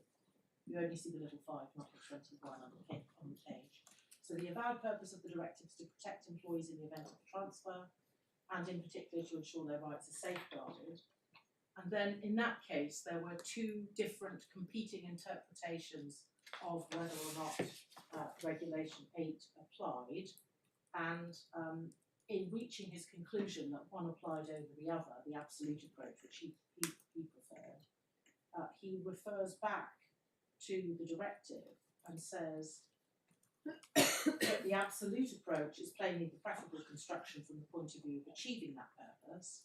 And then at the end of that paragraph, the final sentence where it starts, it is true, he says, it is true that Article 5.1 recognises that in some circumstances the safeguarding of the rights of individual employees must be subordinated to the greater interests of facilitating the survival of the undertaking, but that is a derogation from the primary purpose of the directive, and it is the latter which in any doubtful case must prevail. And we say that's important in looking at Chupi cases, that one is to be very slow in considering which potential approach to take where you're dealing with legislation that refers to the safeguarding of individual rights and indicates that derogations should be limited and only applied. The rights of individuals should be safeguarded where there is a doubtful case. So we say that where there is doubt in application, the protected purpose should prevail. And sorry, I should have come to I've already taken you to the Lord Justice Belden case of the ICAEW, let me provide that reference shortly. I'm very mindful of the time. So I think that deals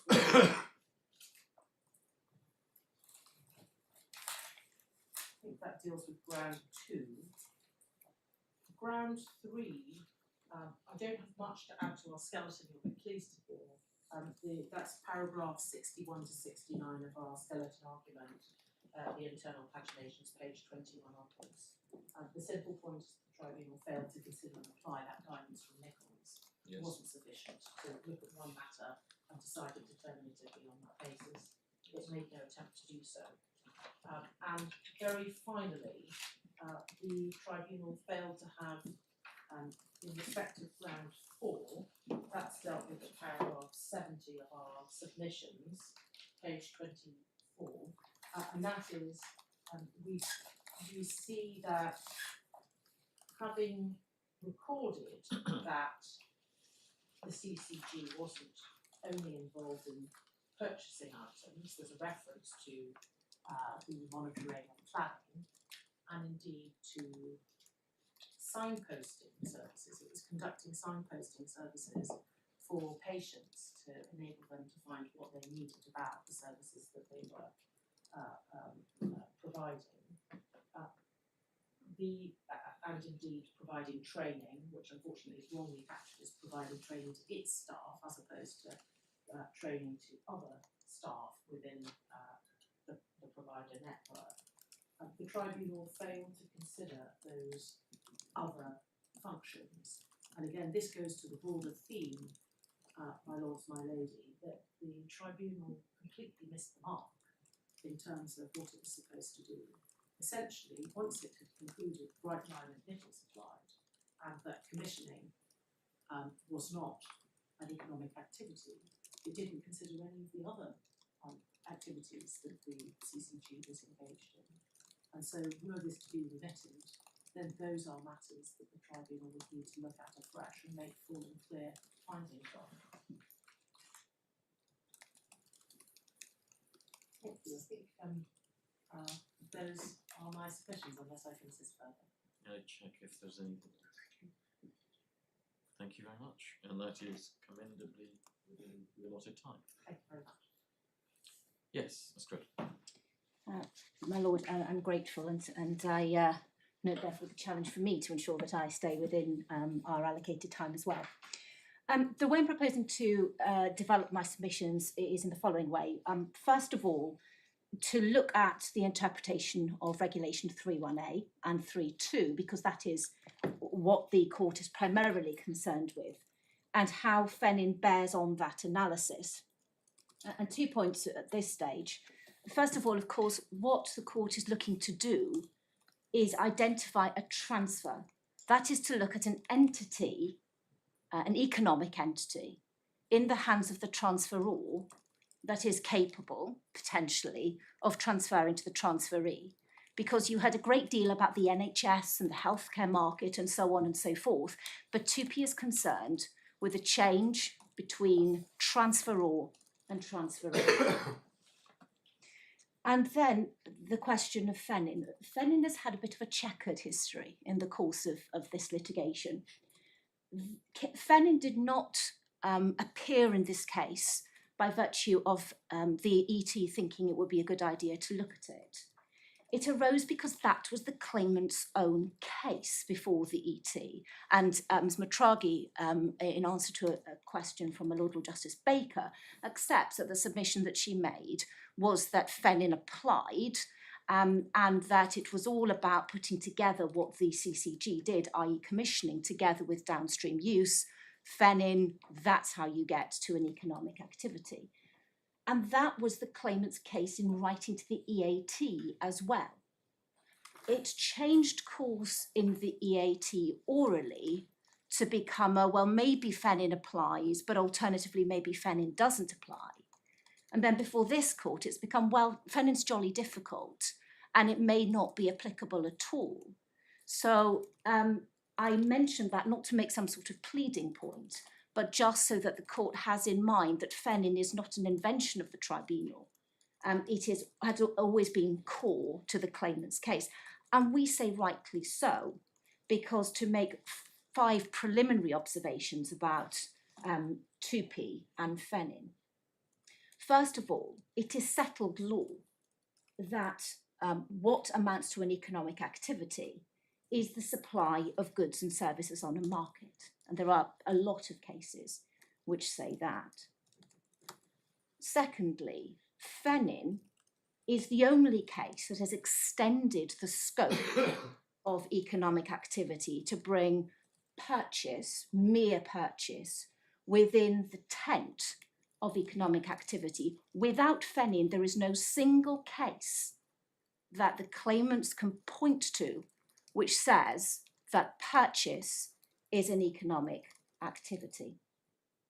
And thirdly, we say that the Fennin analysis, which of course is a competition law case, applies equally to the directive context, because the court, and we trace it through in our skeleton argument, the court has always treated as interchangeable competition law and employment law in looking at the definition of an economic activity. And so we say that this court is bound to follow Fennin because we're a case that falls within the transitional period. Fourth, if you're not with me on that, there is, as I say, no equivalent to Fennin, which brings purchase within the tent of economic activity for the purposes of the directive. And then finally, we say that because 2P is intended to give effect to the directive, there's no room for some sort of alternative interpretation. And when in due course I come to look at the directive and the regulations, they have baked into them the need for an economic activity. You can't ignore the need for an economic activity by some sort of appeal to the purpose of the regulations. I will then deal with Regulation 3.5, which gives effect to Article 11C and Henker.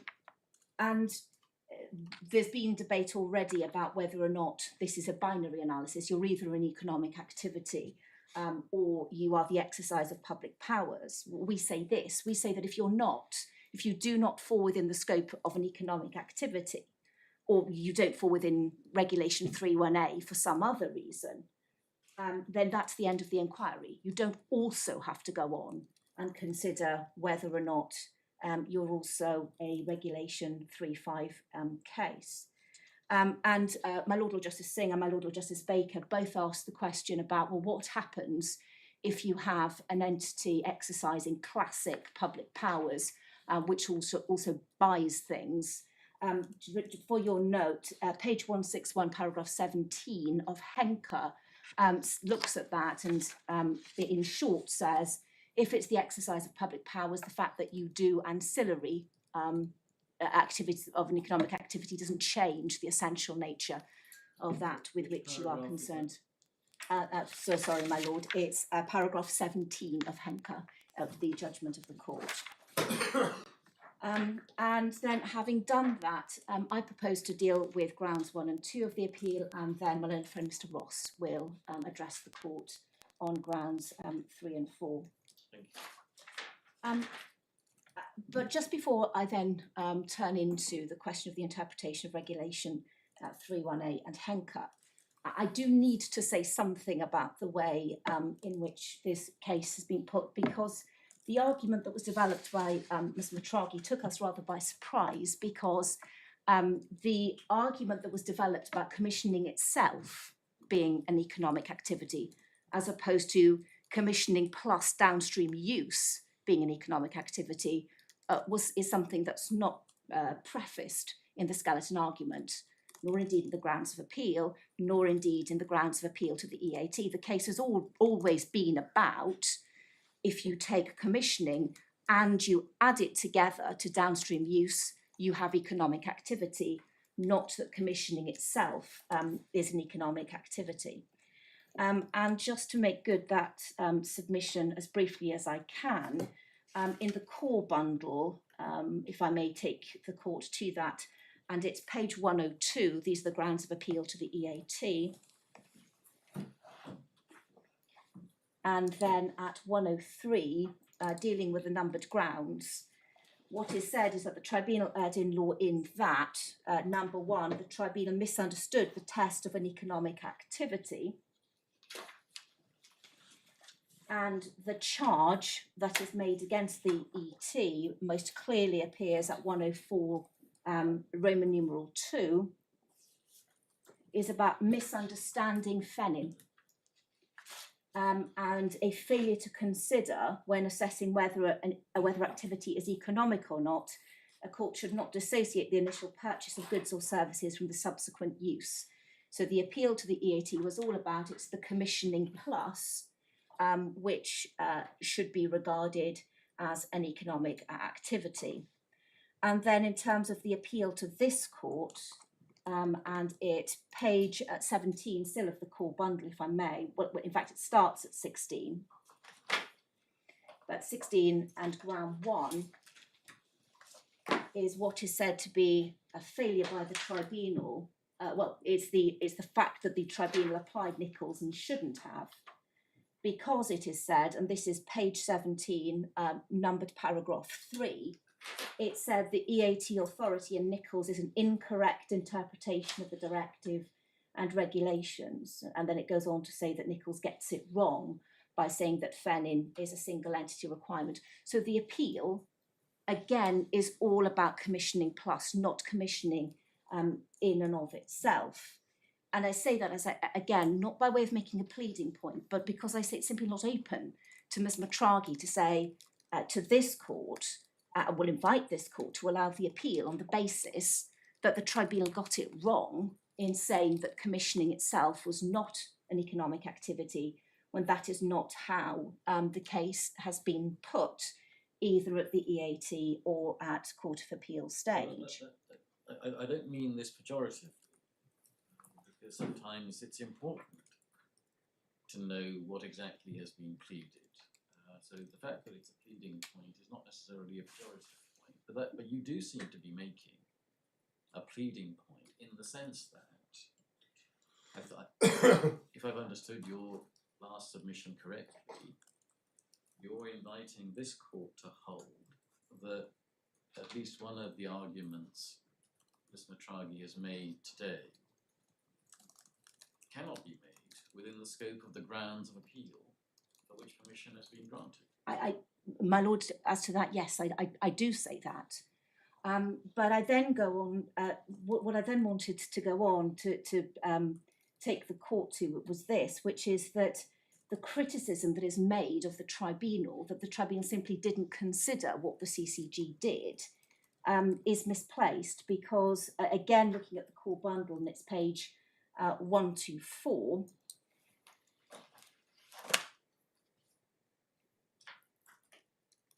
and in fact, probably right to put it in the context of what they say at page 123, forgive me, paragraph 91.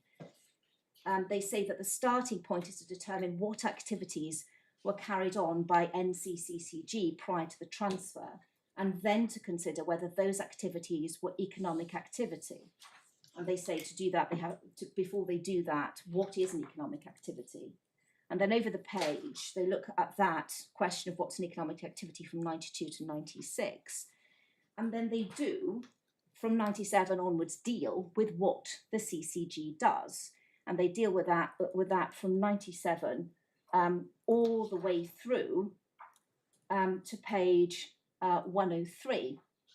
And they find squarely against the claimants at 103 on the question of whether or not the CCG does anything that is of an economic character. And they say that they talk about training, they talk about provision of pharmacy services and not accepting the claimant's evidence in that respect. And there is no criticism by way of appeal by the claimants of these findings to say that they are wrong or that in some way they are materially incomplete. So the appeal with which this court is concerned is the appeal looking at whether, as a matter of law, commissioning alone whether one should look at commissioning plus as being the correct approach to economic activity. And that's really the subject of grounds 1 and 2. And then ground 3 looks at the question of Can I just be absolutely clear? public powers and so on. Sorry. Yeah, no, Can I just be absolutely clear what course. you mean by commissioning plus? yes.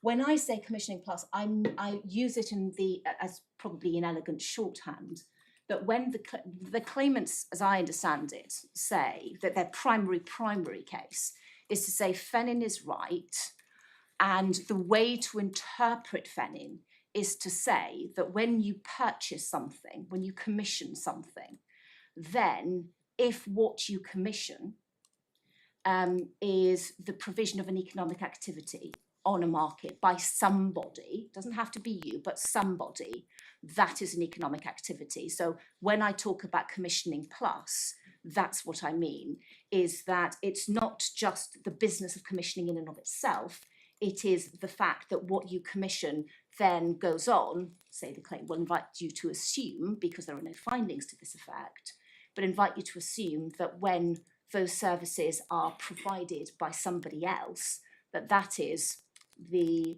provision, that is to provide services on a market, and because that, it's said, is an economic activity, then you can extrapolate backwards and say that the commissioning is itself an economic activity. And how does commissioning plus differ from simple commissioning? Well, because what appears to be accepted by the claimants, and we say rightly so, is that commissioning is not an economic activity. To buy goods, to buy services, you are not, going back to the classic definition of what is an economic activity, you are providing nothing on a market, you're providing no goods or services on a market. So the fact that you buy things, and Fennin talks about even if you buy things in great quantities, that does not mean that you're engaged in economic activity. But what Fennin does is that in a certain category of case is to allow you to extrapolate backwards from what is done with those the things that you've bought, to give retrospectively, if you like, the character of an economic activity to what you have purchased. But that does not mean that purchasing in and of itself is an economic activity. And that is clear from what Fennin itself says, and a subsequent case called Selex, which I would invite the court to look at. Is it purchasing with a view to onward sale? Would that be another way of looking at it? It would be one way of looking at it, my lord. The difficulty, we say, with the claimant's analysis is that it requires you to ignore the distinction between different legal entities.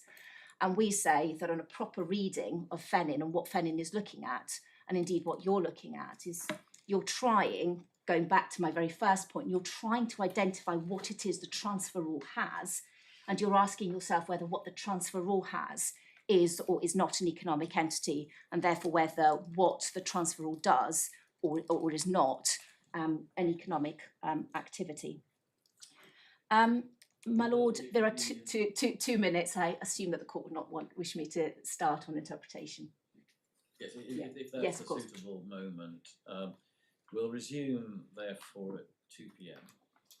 And as has been agreed Yes. by the parties, I will expect you to finish by 3:45. Yes, of course, my lord.